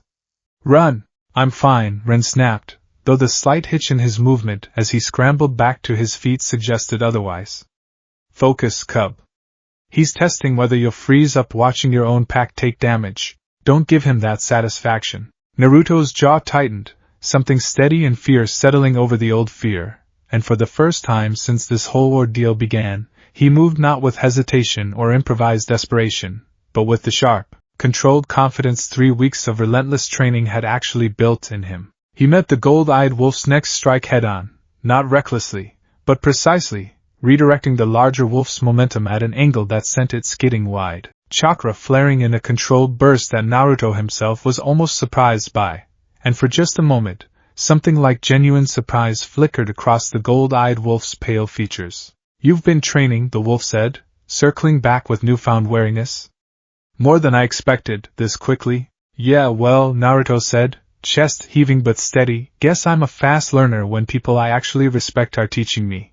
Across the clearing, Sasuke and Sakura had finally managed to drive back the last of the scattered scouts, working in tight, practiced coordination that spoke to weeks of genuine teamwork rather than desperate improvisation, while Hinata's steady stream of called-out positions had let Kakashi collapse the enemy's coordinated formation entirely, isolating the gold-eyed leader from any remaining support. Impressive, the gold-eyed wolf admitted, pale eyes sweeping across the now scattered battlefield with something that was almost, grudgingly, respect. A pack this young, holding together this well against a real strike. Perhaps the Accord's judgment wasn't entirely without merit, choosing you. So does that mean you're backing off? Naruto asked, though something in the wolf's tone suggested the answer wasn't going to be that simple. It means, the gold-eyed wolf said, that this confrontation has told us what we needed to know. You can fight. You can hold the line with your pack around you. His gaze sharpened, cold, and deliberate. But a birthright stolen a century ago is not returned because the thief proves capable of holding on to it. If anything, boy, that only makes reclaiming it more urgent. He drew back toward the tree-line, the last of his scattered scouts regrouping around him with the same eerie, coordinated precision they'd arrived with, and for a moment Naruto thought that was it, another retreat, another warning, another uneasy stalemate to carry forward. Instead, the gold-eyed wolf paused at the clearing's edge, and with a single, deliberate motion, dragged one massive claw down the trunk of the nearest tree, 3 deep. Parallel gouges carved through bark and into pale wood beneath, the mark unmistakable even from a distance. A declaration, the wolf said, pale eyes fixed on Naruto one final time. The First Fang does not forgive stolen things, and we do not forget them either. What comes next will not be scouts, and it will not be testing. Prepare yourself, boy, and prepare that pack of yours, if you truly believe they'll stand with you when it matters most. And then, in a ripple of shadow and motion, the entire scouting party was gone, dissolving back into the forest as suddenly and completely as they'd first appeared, leaving the clearing in ringing, exhausted silence broken only by the team's ragged breathing and, somewhere overhead, a single crow taking startled flight from the treetops. Everyone all right? Kakashi asked, already moving through the group with quick, efficient assessment, checking for injuries with the practiced focus of someone who'd led far too many teams through far too many close calls to take a moment's calm for granted. Bruised, not broken, Sakura reported, though there was a visible tremor in her hands as the adrenaline began to fade, sleeves still neatly covering her wrists despite everything. Sasuke? Fine, Sasuke said, though the tightness in his jaw suggested the encounter had rattled him more than he wanted to admit. His eyes drifted, almost involuntarily, toward the claw marks gouged into the tree trunk. That doesn't look like a warning that's going away quietly. Hinata deactivated her Byakugan slowly, some of the color draining from her face now that the immediate danger had passed. I've never tracked chakra signatures like theirs before. They're old, layered, almost like generations of the same bloodline built on top of each other. That tracks with what Hokage-sama suspected, Kakashi said grimly, moving to examine the claw marks himself, expression darkening further as he traced the depth of the gouges. This isn't just aggressive marking. This is formal. A declaration, exactly like the leader said. Naruto knelt beside Rin, checking the wolf over with careful hands, guilt still sitting heavy in his chest over the hit Rin had taken protecting him. You sure you're okay? That looked like it hurt. I've survived worse, Rin said, though he allowed the concern without his usual gruff deflection, something that told Naruto more about the wolf's actual condition than words could have. Pride's more wounded than anything else. He caught me off guard. His amber eyes drifted toward the claw marks on the tree, expression turning grim. That mark isn't decorative, cub. It's a formal challenge notice, older than either of us. The kind the First Fang hasn't issued in generations. What's it actually mean, though? Like, specifically? It means the testing phase is over, Rin said quietly. They know your strength now. They know your pack fights for you, not just alongside you. And that mark tells every wolf loyal to their bloodline that reclaiming the Accord is no longer a quiet family matter. It's a declared cause. His gaze lifted to meet Naruto's, steady and serious. This escalates now, cub. Quickly. You need to be ready for that. Great, Naruto muttered, running a hand through his hair, the adrenaline of the fight finally beginning to fade into something heavier, more exhausted. So what, next time it's not just scouts? No, Rin said grimly. Next time, I suspect, it's the bloodline's true strength.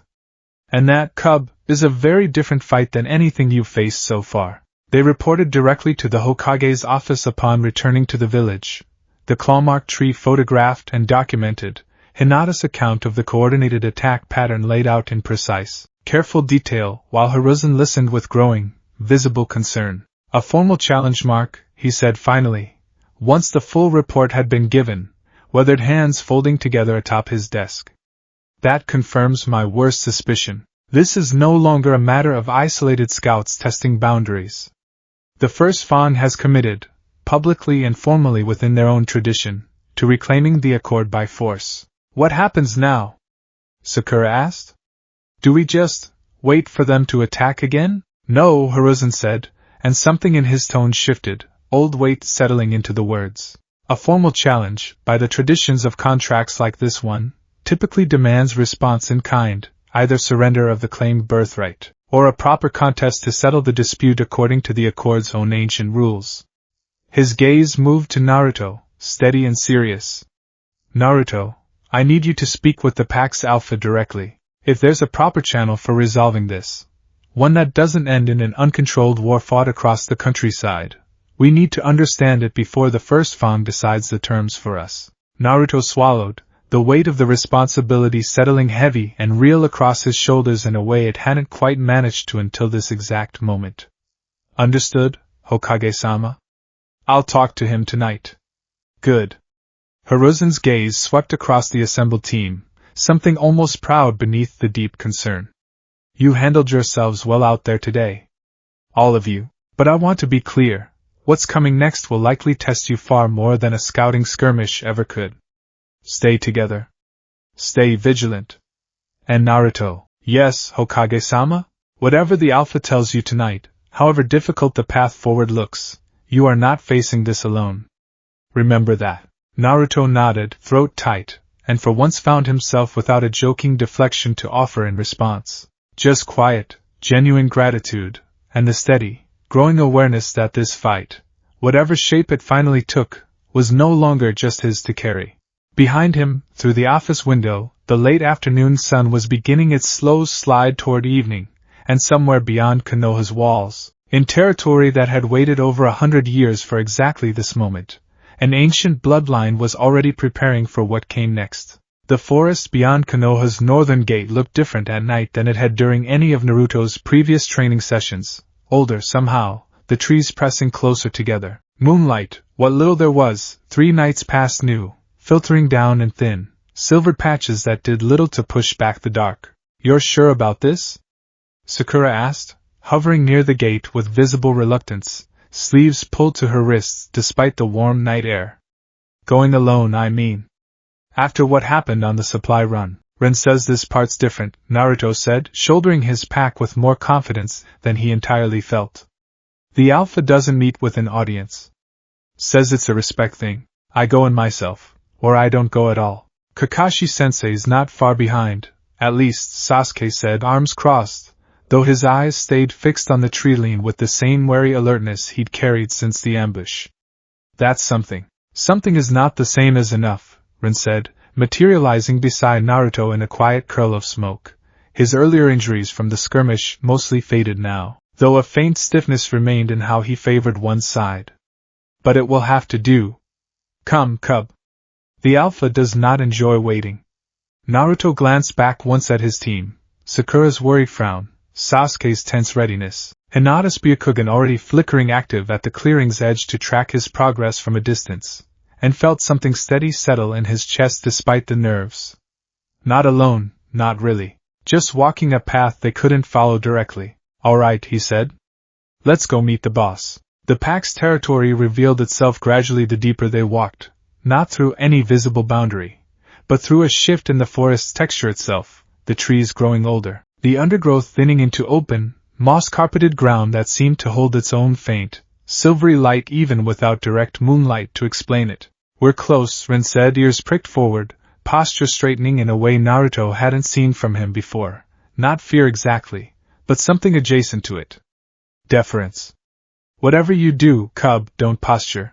Don't perform confidence you don't feel. He'll see through it in a heartbeat, and he does not reward pretending. Noted, Naruto said, swallowing hard. They came to a stop at the edge of a wide, moonlit clearing, ringed by ancient stone markers far older and better preserved than the worn carvings back at the shrine, and at its center, resting on a raised outcrop of pale rock, sat the wolf from Naruto's very first summoning.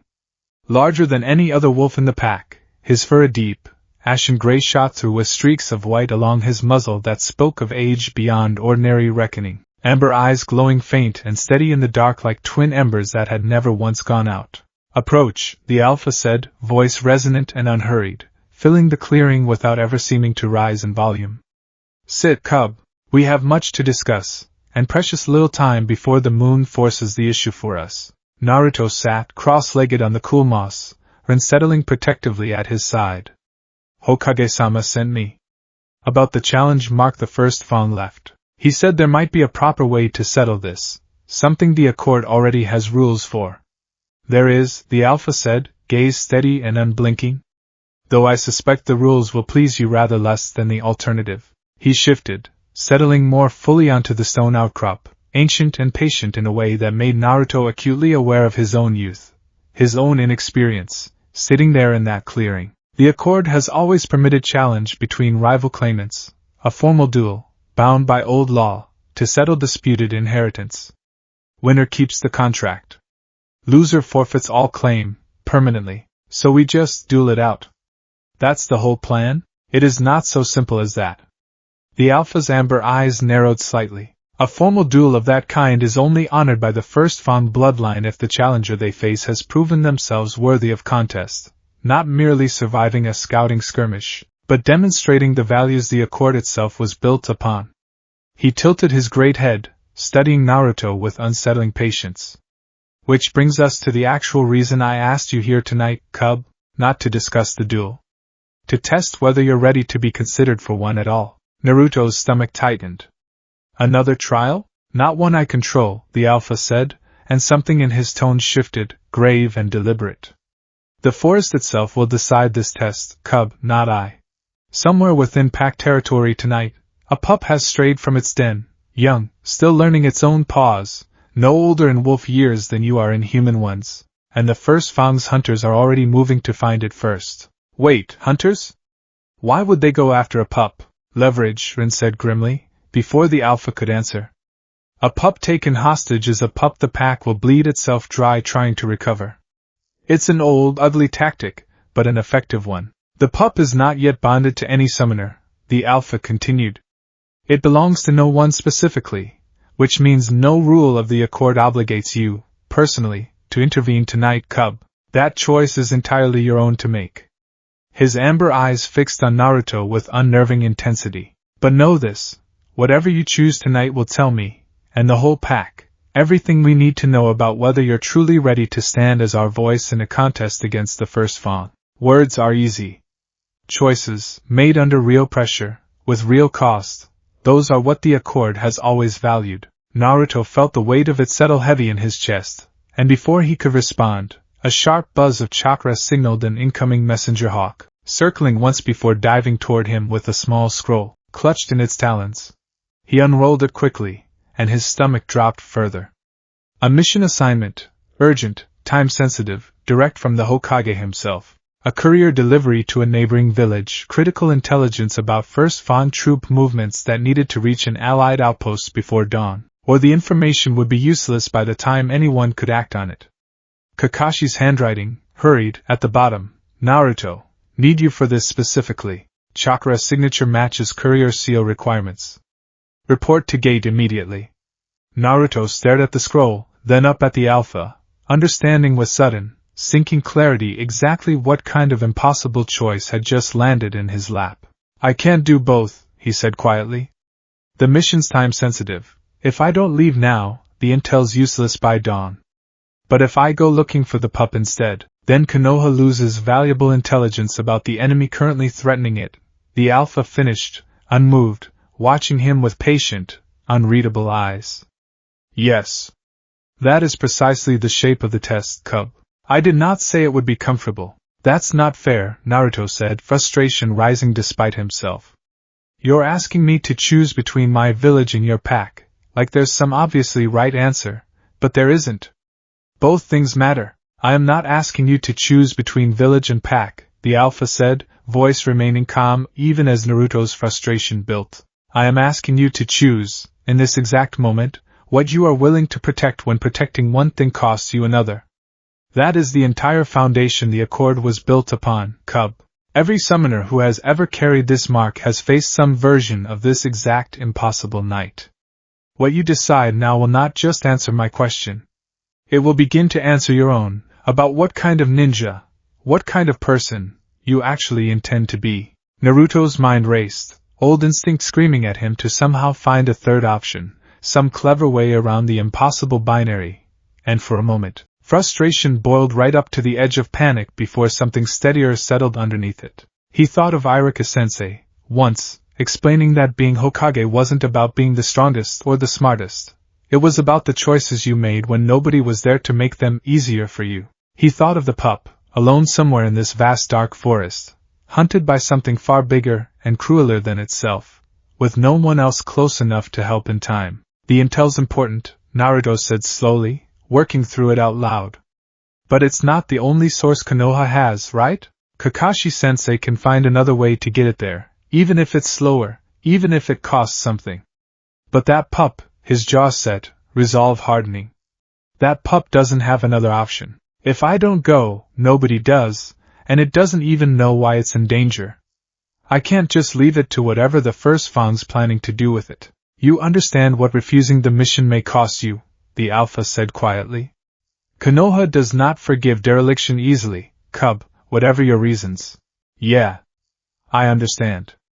Naruto rose to his feet, chakra already gathering, resolve settling cold and clear despite the fear underneath it. But I made a promise in that shrine, remember? Whatever the pack needs, I wasn't gonna run from it. That's gotta mean something real, or it doesn't mean anything at all. The Alpha was silent for a long moment, ancient amber eyes studying Naruto with an intensity that made the whole clearing feel suddenly, impossibly still. Ren, the Alpha said finally. Go with him. Show him where the pup's scent trail begins. Already moving, Ren said, and there was something unmistakable in his voice now, not the flat, assessing dislike of their first meeting, but genuine, fierce pride. They found the trail within minutes, Ren's nose infinitely more capable than Naruto's untrained senses, leading them at a hard, silent run through increasingly dense forest, the moss-carpeted clearing giving way to tangled undergrowth and steep, rocky terrain that tested every ounce of the discipline Ren had spent weeks drilling into him. How much time do we have? Naruto asked, breathing hard but steady, chakra flowing smooth and efficient beneath his skin, no longer the uneven, exhausting surges of his first days with the Accord, but something genuinely his own now. Not much, Ren said grimly. The hunters have a significant head start. If we don't close the gap soon, he didn't finish the sentence. He didn't need to. They broke through a final stretch of dense brush into a narrow, rocky ravine, and Naruto's stomach dropped at what greeted them. 3 First Fang wolves, larger and more scarred than any scout he'd faced before, closing in on a small, trembling shape pressed back against the sheer rock face with nowhere left to run. The pup was younger than Naruto had expected, barely larger than a house cat, for still soft with youth, amber eyes wide with a terror that hit something deep and immediate in Naruto's chest. Hey! Naruto shouted, chakra flaring bright as he dropped into the ravine, putting himself immediately between the pup and the advancing hunters. Back off! The lead hunter's head swung toward him, lip curling back in a slow, unimpressed sneer. The boy with the stolen mark. Come to play hero for a pup that isn't even bonded to you? It's a kid, Naruto said, voice hard, chakra gathering steady and controlled around him despite the very real fear coiling in his stomach at facing 3 of these hunters without the rest of his team present. You're going after a kid for leverage. That's low, even for you guys. War does not concern itself with fairness, the hunter said coldly, already shifting weight forward for a strike. Step aside, boy, and we'll let you keep breathing tonight. Interfere, and that generosity ends. He's not stepping aside, Ren said, moving to flank Naruto's position, hackles raised despite being outnumbered 3-1. And neither am I. The first hunter lunged, and what followed was, without question, the hardest fight Naruto had faced since signing the Accord. 3 coordinated, experienced attackers against just himself and Ren. No team backup, no Kakashi arriving at the crucial moment, nothing but 3 weeks of hard-won discipline and the fierce, protective resolve currently burning through every nerve in his body. He didn't try to overpower them. Ren's lessons ran too deep for that instinct to win out anymore.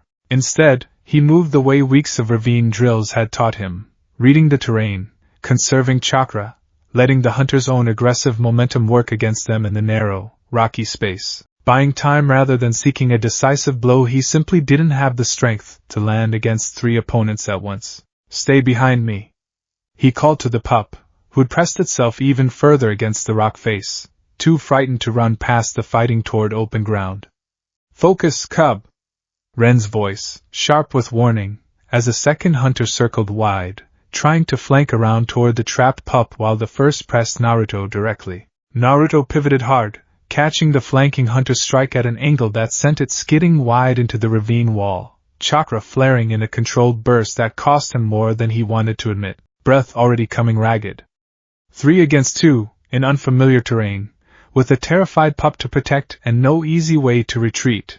The math wasn't in his favor, and he knew it. But he didn't stop. He thought, in the brief gaps between strikes, of every time he'd been told he wasn't strong enough, smart enough, worth investing in, every villager who'd looked past him, every classmate who'd assumed he'd wash out before ever making genin. He thought of the promise he'd made in that shrine, the one that had gotten him into this exact impossible situation, and found, somewhere beneath the exhaustion and fear, that he still meant every word of it. The third hunter finally broke through his and Ren's combined defense, closing fast toward the cornered pup with terrible, deliberate speed, and Naruto, chakra reserves scraped nearly to nothing, made the only choice left available to him. He threw himself bodily between the hunter and the pup, taking the full force of the strike across his shoulder rather than let it reach its target, pain exploding bright and immediate as he was driven hard into the rock face, breath knocked from his lungs entirely. Not, he gasped, pushing himself back up despite legs that wanted to buckle, touching it. The lead hunter's eyes widened slightly, something almost like grudging surprise flickering across its features. You take a hit meant to kill, for a pup that isn't even yours. It doesn't have to be mine, Naruto said, blood trickling from a cut above his eye, voice rough but utterly unwavering. It's scared, and it's alone, and nobody else is close enough to help it right now. That's enough. That's always been enough. Something shifted in the clearing, not physically, but in some deeper, harder-to-name way, the same shift Naruto remembered from the shrine, from his very first meeting with the Alpha. The hunter's aggressive posture wavered, uncertainty creeping into their coordinated attack for the first time all fight. And then, from the ravine's rim above, a new howl rose up, deep, resonant, unmistakably commanding, and every First Fang hunter present froze instantly, ears pinning back in immediate, involuntary deference.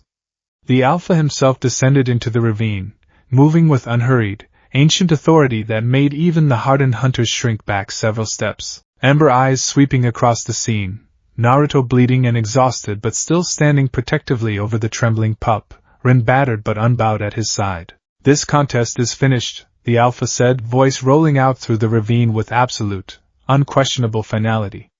Return to your bloodline. Tell them what you witnessed here tonight. The hunters didn't argue.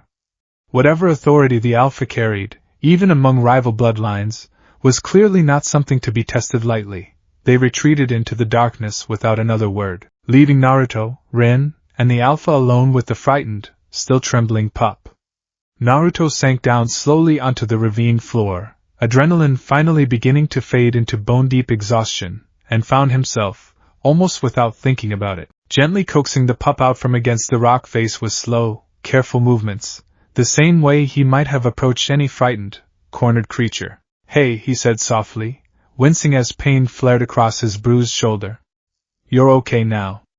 Nobody's gonna hurt you. The pup hesitated for a long moment, then crept forward, pressing its small body against Naruto's side with a trust that hit something unexpectedly deep in his chest. The Alpha watched the scene unfold in silence, ancient amber eyes unreadable for a long moment before he finally spoke, voice quieter now, stripped of its earlier formal authority. You chose the pup over Konoha's intelligence mission, he said.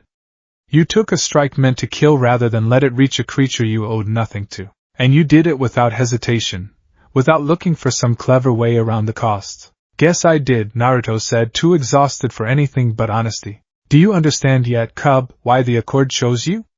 The Alpha moved closer, settling down beside them both, his massive form dwarfing even the trembling pup pressed against Naruto's side. It was never about strength. Never about clever strategy, or clean victories, or even survival for its own sake. It was always this exact choice, made under real pressure, when the easier path was sitting right there waiting to be taken instead. Naruto swallowed hard, throat tight. Does this mean I passed? Whatever tonight actually was? It means, the Alpha said, and something in his ancient voice carried real, unmistakable warmth for the first time since Naruto had met him, that you are no longer the lowest-ranked member of this pack. He rose, moving to stand before Naruto with solemn, deliberate ceremony, amber eyes steady and grave. From this night forward, you carried the rank of pack-bound, trusted, tested, proven willing to bear real costs for something beyond yourself. It is not the highest rank the Accord can grant, but it is no longer nothing, cub. And you earned every part of it tonight. Something warm and fierce swelled in Naruto's chest, cutting through the exhaustion and pain. The same feeling he remembered from the day he'd first become genin, the day someone had finally, truly seen him as capable of more than the village's old, tired assumptions. "Thank you," he said quietly, and meant it more deeply than the simple words could really carry. "Don't thank me yet," the Alpha said, something graver settling back into his voice as he glanced upward, toward the sky beyond the ravine's rim, where the moon, still building toward fullness, 3 nights past new and climbing steadily, hung bright and swelling among the stars. "Because the full moon arrives in 4 nights, cub, and with it comes power greater than anything you've touched so far. Power that does not ask politely before it takes hold." "Ren mentioned that," Naruto said, straightening despite his exhaustion. "Said I need to be careful about it." "Careful is not a strong enough word." The Alpha's amber eyes held his, steady and serious. "The full moon does not simply grant strength, cub. It strips away restraint alongside it, makes the wildest, most instinctual parts of the bond loud enough to drown out everything else, if you let it. Every summoner who has ever carried this mark has faced that exact temptation at their first full moon, and not all of them have walked away from it unchanged." Naruto's stomach tightened at the warning, the pup still pressed warm and trusting against his side. "What happens if I don't manage it?